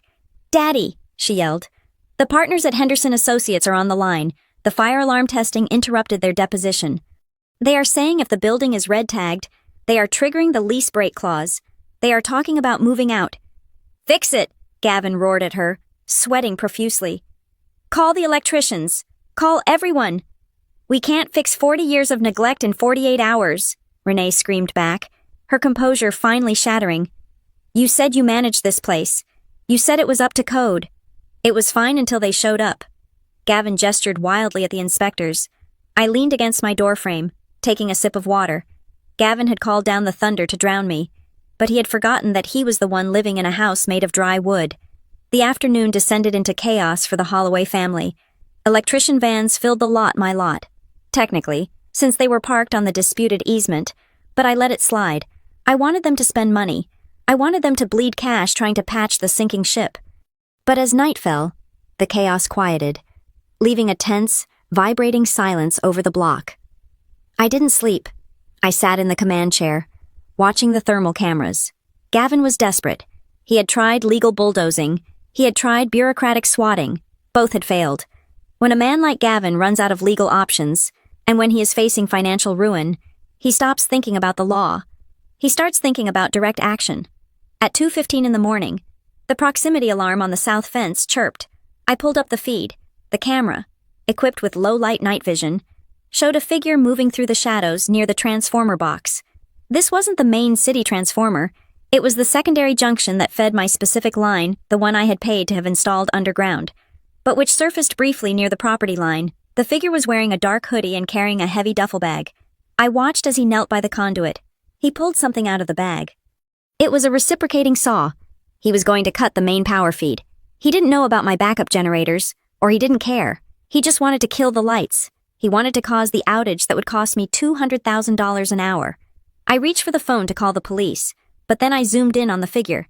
He turned slightly to check behind him. The infrared light caught his face. It wasn't Gavin. Gavin was too old, too cowardly for manual labor in the dark. It was Trent, my second cousin, the one who had always followed Gavin around like a lost puppy, the one who worked as the facilities manager for the block but mostly just smoked cigarettes by the loading dock. Trent, who blamed me for the fact that the family trust hadn't paid out a bonus in 2 years. He raised the saw. I could have turned on the floodlights. I could have spoken over the PA system. I could have scared him off. But if I scared him off, he would come back.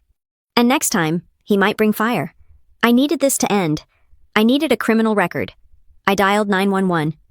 "This is Aurora Mitchell at the West Warehouse. I have a trespasser currently attempting to sabotage the high-voltage electrical grid. He is armed with power tools. I am afraid he is going to cause an explosion." I didn't say, "my cousin." I said, "trespasser." I watched on the screen. Trent was struggling with the casing of the conduit. He was sweating. Nervous.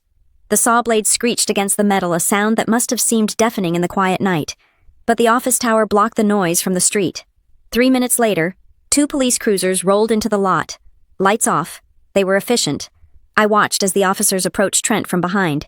He was so focused on his vandalism that he didn't hear them until the flashlight beam hit him. Police dropped the saw. Trent jumped. He dropped the saw. It clattered onto the concrete. Hands in the air. I watched my cousin fall to his knees. I watched them cuff him.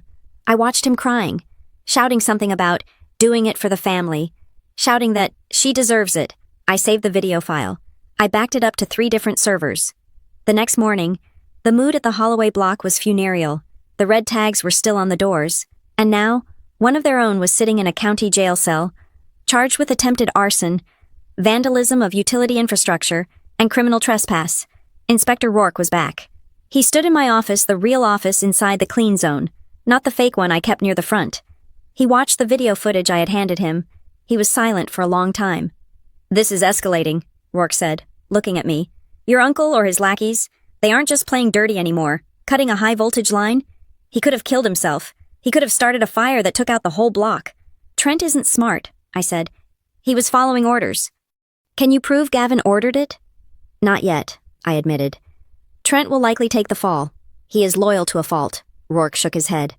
"Ms. Mitchell, I have seen these disputes before. They start with property lines and end with bodies. You need to be careful.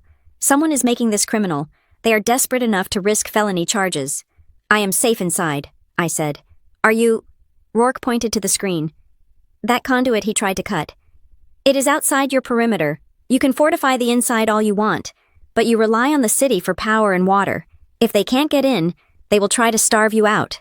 Rourke left, promising to add the police report to the growing file of the city's investigation into the Holloway management.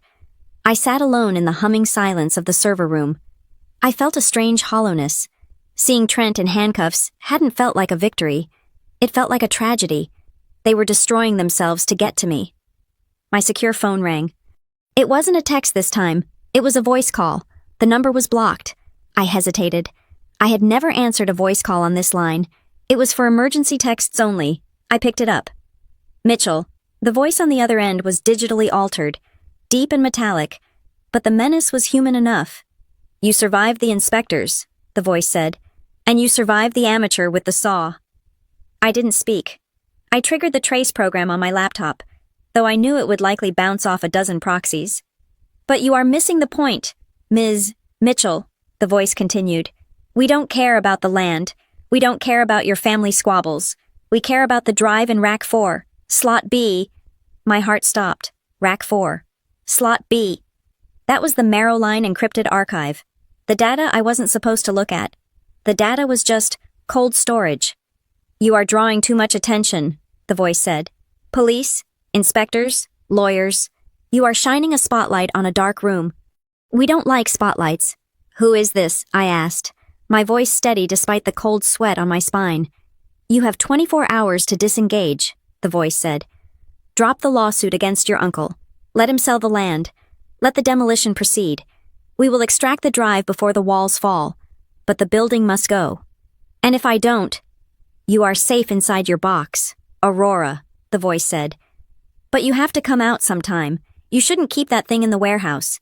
It is radioactive, and radiation burns everyone close to it." The line went dead. I stared at the phone. Gavin wasn't the enemy. Gavin was a puppet. He was being pushed to sell, pushed to demolish, because the people buying the land needed to destroy something inside my facility. They didn't want the data preserved. They wanted it buried under rubble, labeled as an accident during demolition. I looked at Rack 4. It sat there, blinking innocently with a steady blue light. I had been fighting to save my building. Now I realized I was sitting on top of a smoking gun that someone was willing to kill to destroy. I wasn't just a landlord anymore. I was a witness. And in their eyes, witnesses were just another form of structural blight. Friday morning brought a quietude that felt less like peace and more like the stillness before a funeral. The chaos of the police cruisers and the flashing lights from the night before had vanished, leaving behind a heavy gray atmosphere that clung to the damp pavement of the Holloway block. Trent was still in county lockup, awaiting arraignment. The power lines were being repaired by a legitimate city crew, who worked in hushed tones, eyeing the rusted hulk of my warehouse with newfound respect, or perhaps fear. I was not at the warehouse. I was sitting in the high-backed leather chair of Mr. Henderson's office. Mr. Henderson was 80 years old, a man who seemed to be made of the same parchment and mahogany that filled his workspace. He had been my grandmother's attorney for 40 years. He had drafted the will. He had overseen the severance of my parcel, and now he sat across from me, his gnarled hands resting on a thick, cream-colored envelope sealed with red wax. "She told me to wait," Henderson said, his voice rasping like dry leaves. "She was very specific about the conditions. Aurora," she said, "Arthur, you keep this in the vault, you keep it safe, and you only give it to her if the family tries to destroy the building." He pushed the envelope across the desk. "She didn't say, if they try to sell it. She didn't say, if they are rude to her. She said, specifically, if they try to destroy the physical structure." I saw the news report about the bulldozer on Monday, and I heard about the incident with your cousin last night. The condition has been met. I stared at the envelope. My name was written on it in handwriting that I hadn't seen in 5 years. It was shaky, written when the Parkinson's was beginning to steal her motor control, but the loops of the A were still defiant and large. I picked it up. The wax cracked with a sound that felt incredibly loud in the silence of the room. Inside were 3 pages of dense, handwritten text and a legal addendum typed on formal stationery. I began to read. My dearest Aurora, if you are reading this, then I was right. I am sorry that I was right. I wanted to believe that Gavin would be satisfied with the empire I built for him. I wanted to believe that he would look at your little corner of the world and let it be. But Gavin is a man who cannot stand to see a reflection that isn't his own. He builds mirrors, not homes. They have likely called you a failure by now. They have likely mocked your silence and your rusty walls. Do not listen to them. They make noise because they are empty. You are silent because you are full, but there is something you need to know. Something I was too cowardly to fix while I was alive. You see, Gavin walks around that block like a king, claiming he built it, claiming he manages it by divine right, but he is a usurper. I paused, my breath catching in my throat. I looked up at Henderson. He nodded solemnly, urging me to continue. 6 months before I died, when I was in the hospital and confused by the medication, Gavin brought papers to my bedside. He told me they were routine tax extensions. They were not. They were amendments to the family trust bylaws. He transferred the voting rights of the entire board to himself. He removed the oversight clauses. He stole the governance of the Holloway block from the rest of the family while I was too weak to hold a pen properly. I felt a cold fury rising in my chest. It wasn't just arrogance, it was theft. He had stolen the birthright of his siblings, of Dylan, of Renee. He had turned a democracy into a dictatorship. I tried to reverse it later, but the lawyers said it would cause a scandal that would destroy the property value. I was dying. Aurora, I didn't have the fight left in me. So, I wrote this instead. I turned to the legal addendum. It was a codicil to the trust, signed and notarized by Henderson, dated 3 days before her death. It is hereby established that the authority of the managing director Gavin Holloway is conditional upon the preservation of the original estate boundaries, specifically the independent parcel designated as the West Warehouse. Should the managing director attempt to demolish, damage, or significantly alter the West Warehouse without the express written consent of the owner, or should he be found complicit in any act that endangers the structural integrity of said parcel, his tenure as managing director is immediately terminated for cause malicious destruction of estate assets.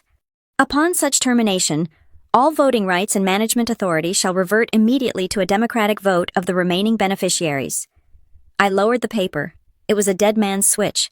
She knew he would come for me, and she had turned my warehouse into the keystone of his entire existence. If he struck it, he didn't just break a wall.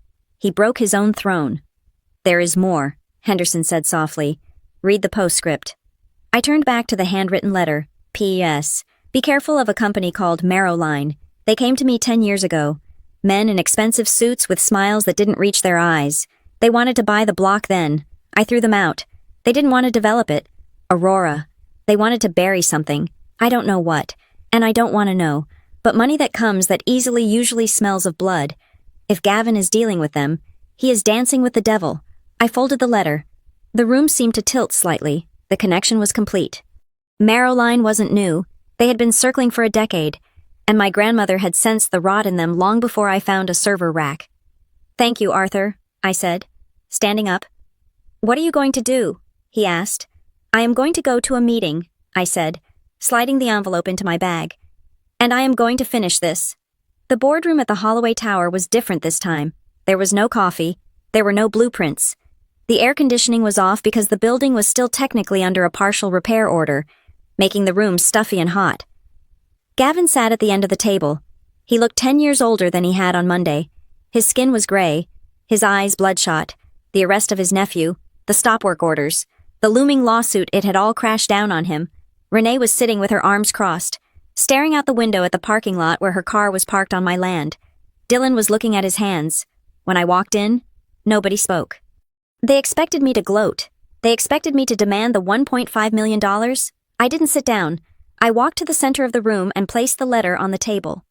Grandma left a letter, I said. For today. Gavin looked at the envelope. He recognized the handwriting immediately. I saw a flicker of genuine fear in his eyes, not the fear of the law, but the fear of a child caught by a parent. "She is dead," Gavin muttered. "What difference does it make?" "Read it," I said, out loud. "I will not," he spat. "Then I will," Renee said. She reached out and took the letter. Her hands were trembling. She began to read, as she read the words about Gavin's mirror, about his vanity. The room grew smaller, but when she reached the part about the hospital, about the manipulated papers, her voice broke. "He told me they were tax extensions," Renee read, tears spilling onto her cheeks. She looked up at her father. "Daddy, is that true? You told us Grandma wanted you to take over. You said she begged you to lead us." Gavin didn't answer. He stared at the mahogany table. His jaw clenched so tight, I thought his teeth would shatter. "You stole it," Dylan whispered. He stood up, his chair scraping loudly against the floor. "We have been scraping by for 5 years, listening to you lecture us about family sacrifice, and you stole the control while she was on her deathbed." "I did what had to be done." Gavin slammed his fist on the table, but there was no power in it. "She was old. She was going to leave it to a committee. We would have been deadlocked. I saved this block." "You didn't save it," I said calmly. "You mortgaged it to your ego, and now you are trying to sell it to criminals to cover your tracks." I pointed to the legal document lying next to the letter. "The codicil is clear. Gavin, by sending the bulldozers on Monday, and by your complicity in Trent's vandalism last night, you triggered the removal clause. You are no longer the managing director. You are fired." "You can't fire me," Gavin screamed, standing up. "I am the Holloway block." "Not anymore," Dylan said. He picked up the legal document and read it. Then he looked at Renee. "I move for a vote of no confidence. Immediate removal of Gavin Holloway from all management duties. All in favor." "Aye," Dylan said firmly. Renee looked at her father. She looked at the man who had bullied her, lied to her, and nearly led them all into financial ruin. She wiped her face. "Aye," Renee whispered. "And as the holder of the independent parcel which triggered the clause," I added. I cast the deciding vote. The motion carries. Gavin stood there, panting. He looked around the room, waiting for a lawyer to jump out, waiting for a loophole. But there were no loopholes in Grandma's love, and there were certainly none in her wrath. He slumped back into his chair. He looked small. He looked like a man who had been running a race for 40 years only to realize he was running in the wrong direction. "You don't understand," Gavin whispered. His voice was hollow. "Marrowline, they aren't just developers. You can't just say no to them. I tried to stall them. I tried to make the deal work. If we don't sell, if we don't give them the land." He looked up at me, and for the first time, I didn't see hatred. I saw terror. "They will burn it down, Aurora," he said. "They told me, if I couldn't clear the lot, they would clear it for me." "I know," I said.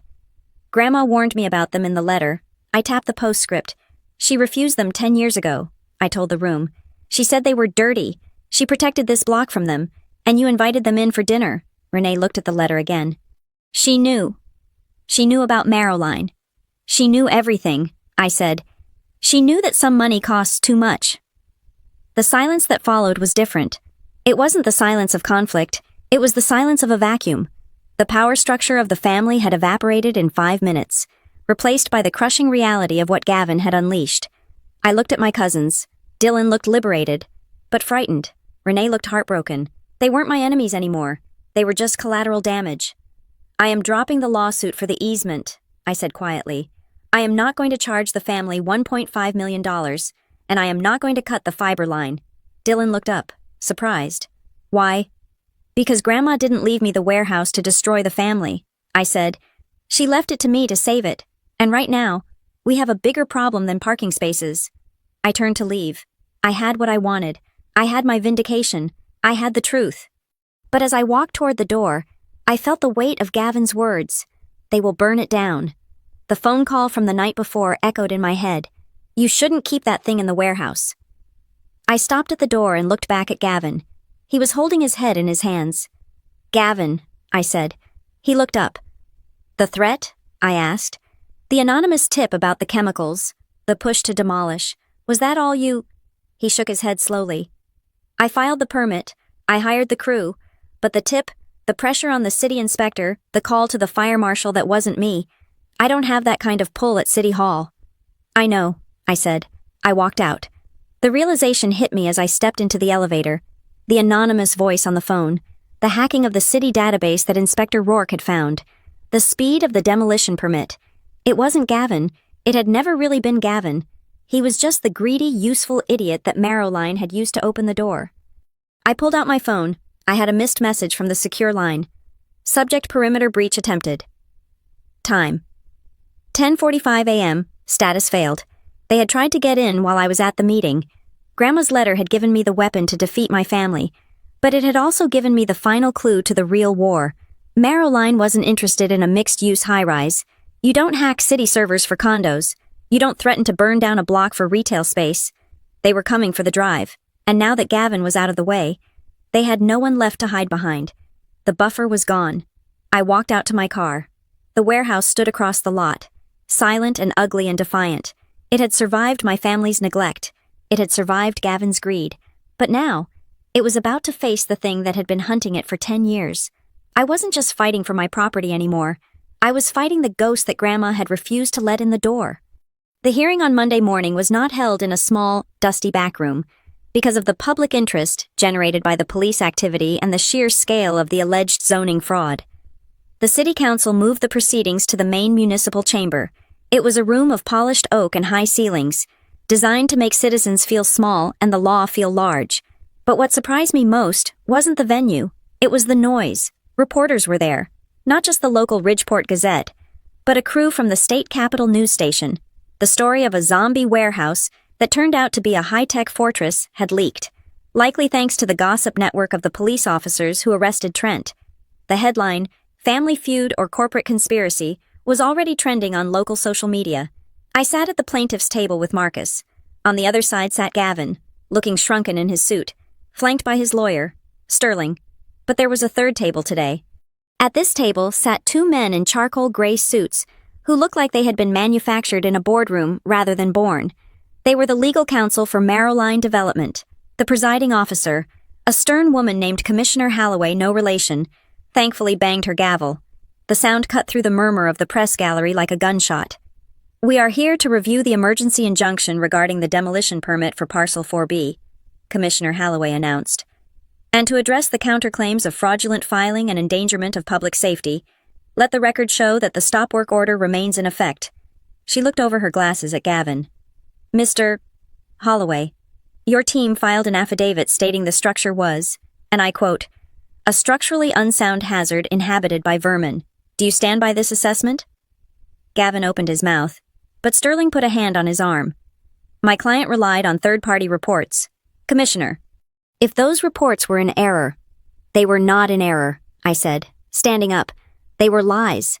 Ms. Mitchell, sit down, the commissioner said, though her tone was not unkind. We will hear from the city inspector first. Mr. Rourke, please approach. Miles Rourke walked to the podium. He looked uncomfortable in a tie, but his face was set in granite. He placed his tablet on the stand and looked directly at the commissioner. I conducted a site visit on Monday morning at 800 hours, Rourke began, his voice amplified by the microphone. I arrived to find heavy demolition machinery positioned to breach the western wall. I halted the operation based on a utility flag. And what did you find inside? Inspector, the commissioner asked. I expected to find a derelict shell, Rourke said. He swiped his tablet, casting an image onto the large screens mounted on the walls. The press gallery gasped. The screens showed the interior of my facility, the gleaming white corridors, the rows of server racks, the biometric scanners, the nitrogen cooling tanks. This is not a shed, Rourke stated flatly. This is a Tier 4 data storage facility operating at military-grade specifications. The structural integrity is superior to this courthouse. The air quality is cleaner than a hospital. There were no rats. There was no rot. There was a fully operational, high-security business managing assets I estimate to be in the millions. He paused, then turned to look at Gavin. In my 15 years as an inspector, Rourke continued, I have never seen a grosser misrepresentation of a property on a permit application. To call this building blight is not an exaggeration. It is a fabrication designed to bypass safety protocols. If those bulldozers had struck the coolant tanks, we would have had a chemical spill requiring a hazmat evacuation of 3 city blocks. The reporters were typing furiously. Gavin sank lower in his chair. "Thank you, Inspector," the commissioner said. Her eyes were cold as she turned to the marrow line table. "Now, I would like to understand why a national development firm is named in a demolition order for a local property." One of the charcoal suits stood up. He was smooth, practiced. He buttoned his jacket with a single, fluid motion. "Commissioner, my name is Arthur Kincaid, representing Marrowline Development. We are as shocked as you are by these revelations." I watched him closely. He was good. He was distancing himself before the mud even started flying. "We entered into a preliminary purchase agreement with Mr. Holloway based on his representations," Kincaid said, his voice dripping with reasonable concern. "We were told he possessed full title and management control of the entire block. We were assured, in writing, that the western parcel was a derelict storage unit included in the master deed." Kincaid pulled a document from his briefcase. "Mr. Holloway provided us with a guarantee of vacancy. We had no idea the parcel was independently owned, nor that it contained a legitimate business. Had we known, we never would have proceeded." It was a masterclass in deflection. They were throwing Gavin to the wolves to save their own reputation. "So you are saying," the commissioner asked, "that the pressure to demolish came solely from Mr. Holloway?"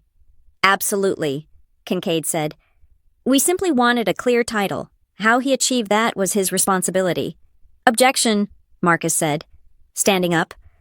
"That is factually incorrect." Marcus walked to the podium. He didn't look like a high-priced corporate shark. He looked like a man who did his homework. "Commissioner, if I may direct your attention to Exhibit C," Marcus said. A new image appeared on the screens. It was the email chain I had recovered from the contractor's error. The header information was blown up for everyone to see. "This is an email sent from the Director of Acquisitions at Marrowline to Gavin Holloway," Marcus explained. "It is dated 10 days ago. Please read the highlighted text." The text was stark and damning. "The deal closes. If the warehouse is cleared, we do not want the structure standing at closing. Handle the tenant, or we walk." "Handle the tenant," Marcus repeated. "Not negotiate with the tenant, not buy out the tenant. Clear the warehouse. This wasn't a passive request. Commissioner, this was a directive. Marrowline knew there was a structure. They made its destruction a condition of the $58 million payout." Kincaid's smooth expression faltered for a fraction of a second.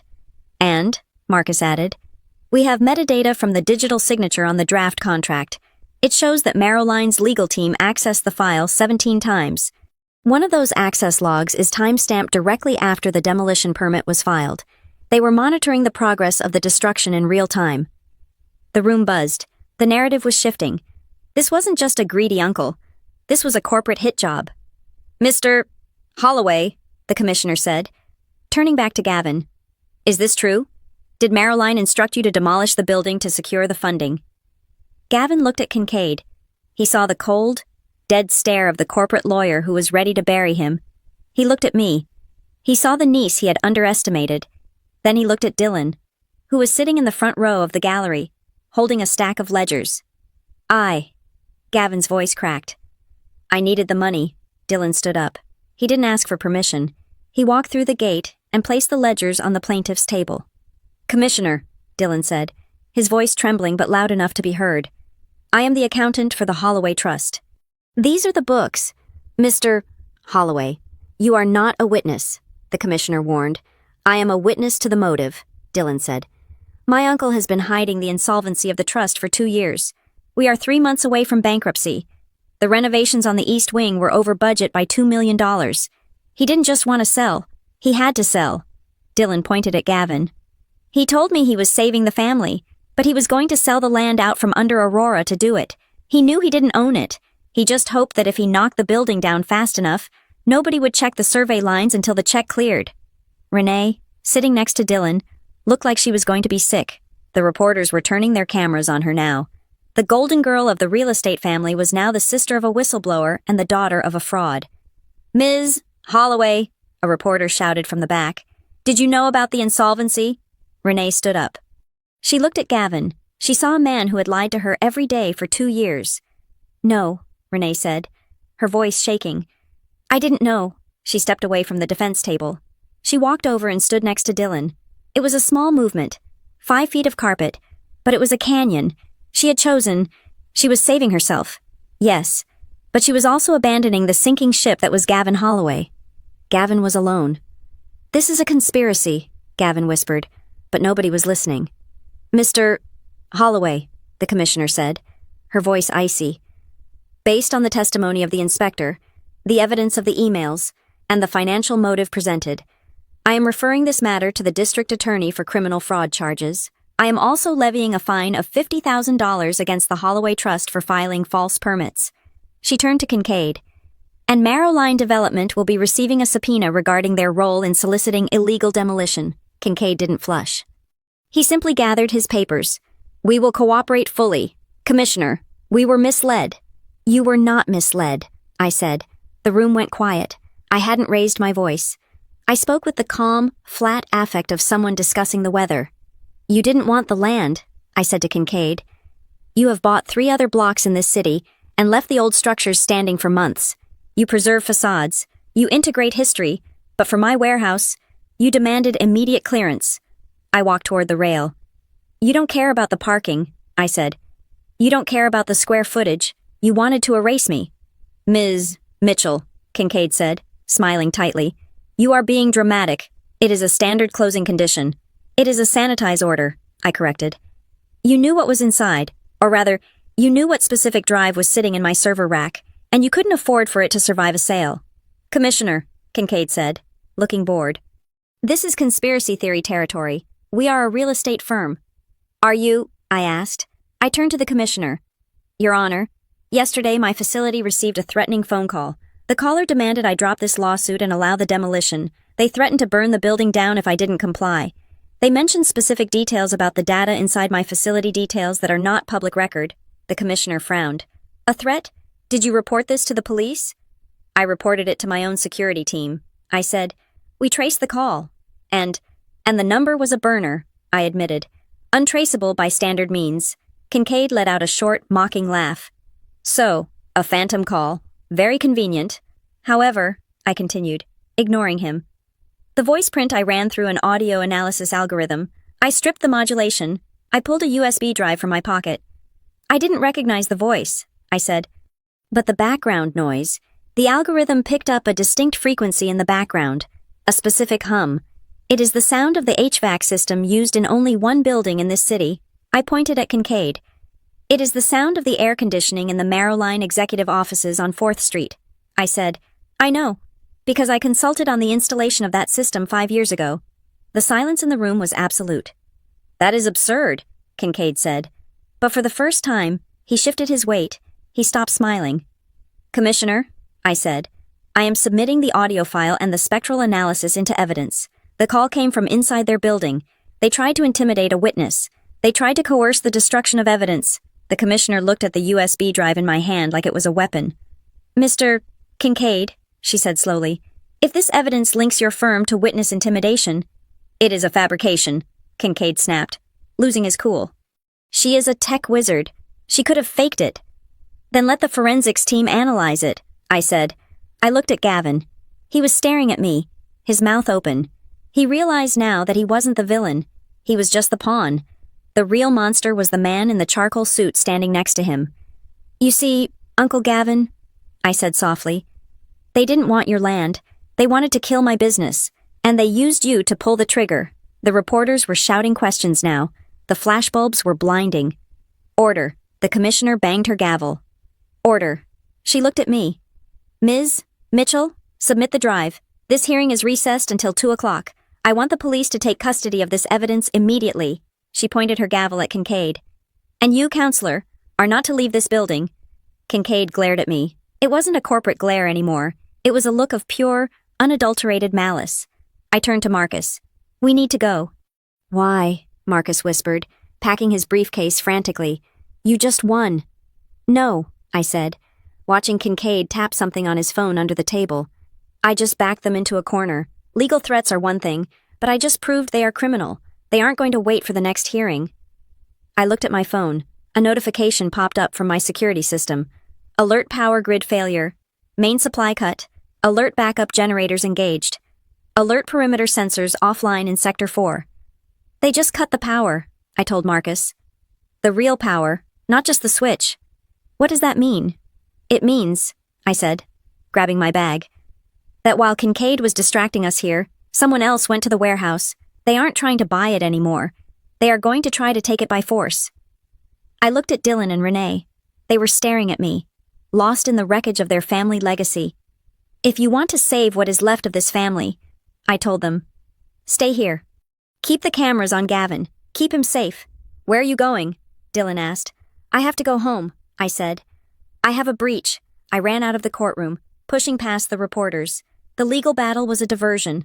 The courtroom was a stage. The real fight was happening right now, in the dark, humming heart of my warehouse, where the secrets were stored, and I was the only one with the key.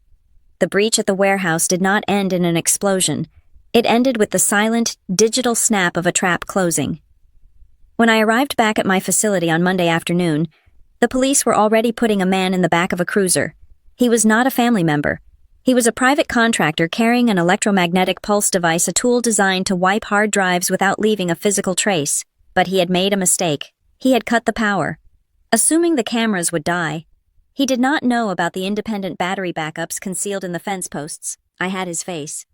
I had his license plate, and crucially, I had the text message on his seized phone that read, "Asset wipe initiated. Kincaid authorized. By Tuesday morning." The chaos of the courtroom had been replaced by the sterile, fluorescent quiet of the district attorney's conference room. The screaming match was over. Now, it was time for the autopsy of the Holloway family legacy. I sat at the long table, flanked by Marcus and Inspector Rourke. On the other side sat the remnants of the opposition. Kincaid, the Merrowline lawyer, looked significantly less polished than he had the day before. His tie was loosened, and he was sweating. Gavin sat at the far end, isolated, staring at the grain of the wood table as if it contained the script of where his life had gone wrong. I slid a heavy black hard drive across the table. It stopped perfectly in front of the district attorney. This drive contains the complete security logs from the last 30 days, I said. My voice was calm, the adrenaline of the chase replaced by the cold satisfaction of the kill. It includes video of my cousin Trent attempting to saw through the conduit. It includes the audio spectral analysis of the threatening call from Merrowline's office, and it includes the footage from yesterday afternoon showing Merrowline's contractor attempting to destroy evidence. The DA, a sharp-eyed woman who had seen enough property disputes to know when a developer was lying, looked at Kincaid. We have the contractor in custody, Mr. Kincaid, she said. He is cutting a deal. He says you hired him to sanitize the site before the city could inspect the drives. Kincaid crumbled. It wasn't a dramatic collapse. It was a structural failure of his legal defense. He sighed, rubbing his temples. We did not order violence, Kincaid said, his voice tight. We were under a deadline. The investors were getting cold feet. We told Mr. Holloway that if the site wasn't cleared by Wednesday, the funding would be pulled. We strongly encouraged him to use the municipal blight code to expedite the process. You solicited fraud, Marcus corrected. We applied pressure, Kincaid admitted. Mr. Holloway assured us he could handle the city. We didn't know he was going to forge safety reports. Gavin looked up then. His eyes were hollow. You told me to do it. You sent me the template for the blight application. You told me it was standard industry practice. And you signed it, Kincaid snapped back. Enough, the DA interrupted.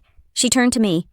Ms. Mitchell, the city is prepared to issue a permanent injunction against any demolition activity on Parcel 4B. Furthermore, we are opening a criminal investigation into Merrowline development for witness intimidation and attempted destruction of evidence. She looked at Gavin. As for the Holloway Trust, given your cooperation in exposing Merrowline's pressure tactics, we are willing to discuss a plea regarding the fraudulent permits, but the civil penalties will be severe. The legal war was over. Now came the terms of surrender. I turned to my family, or what was left of it. I have drafted a new easement agreement, I said, sliding a document toward Renee. It grants the Holloway block the right to use my land for the driveway and the utility lines. The cost is $250,000 a year, fixed for 10 years. Renee looked at the paper. She looked at the number. It was fair. It was exactly what I had demanded before, minus the punitive back pay. And the $1.5 million, she asked quietly. Waived, I said. Consider it a donation to the cleanup fund. You are going to need it to pay the city fines. Renee nodded. She picked up the pen. Her hand was steady.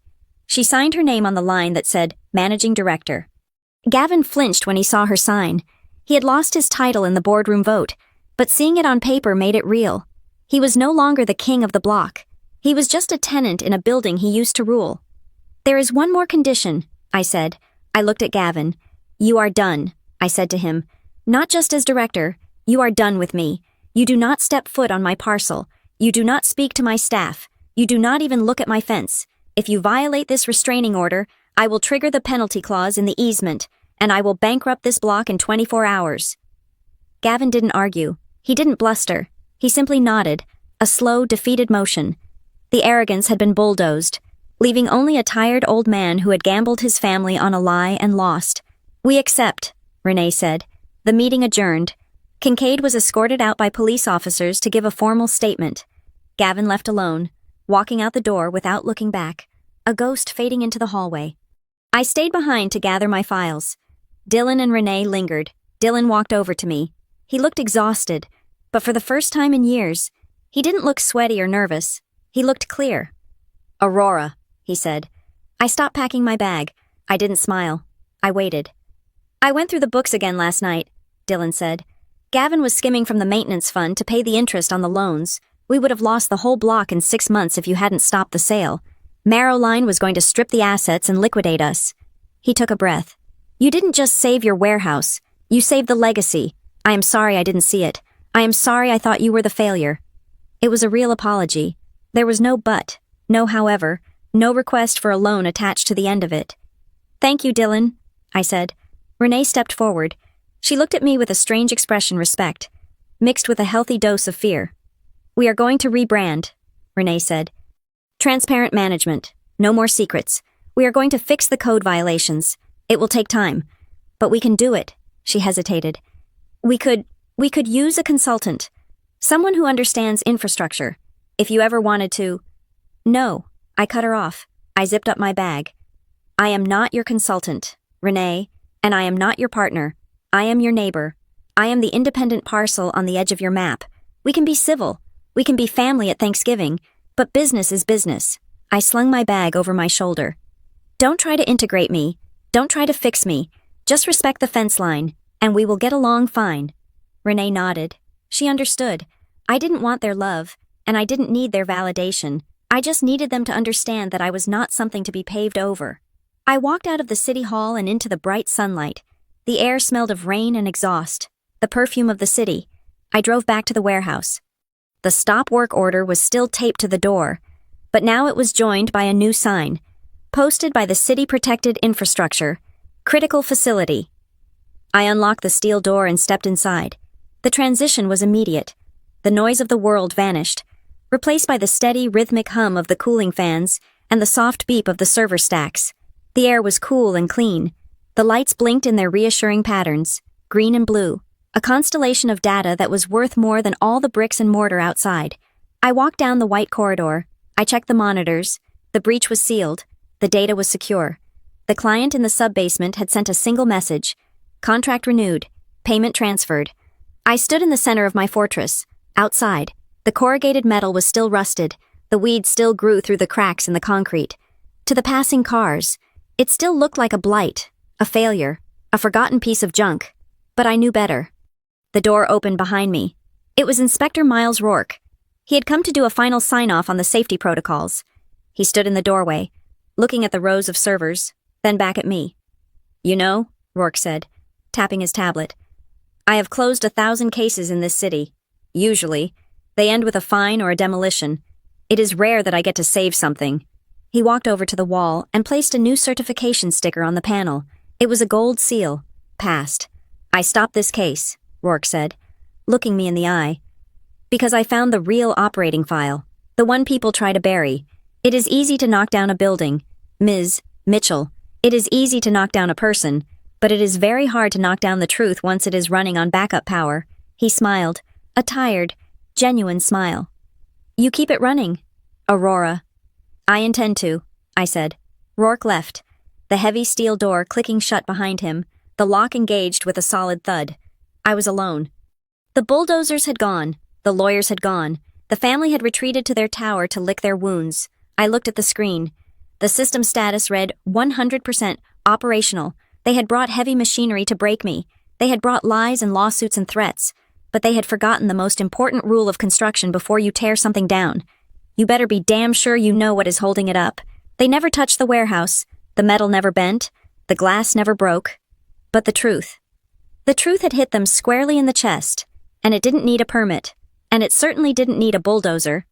Thank you so much for listening to this story of revenge and justice. I would love to know where you are tuning in from today. Are you listening on your commute, at work, or relaxing at home? Please let me know in the comments below so we can connect.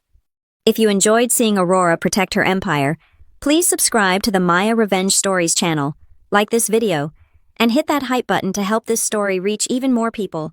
Your support means the world to me.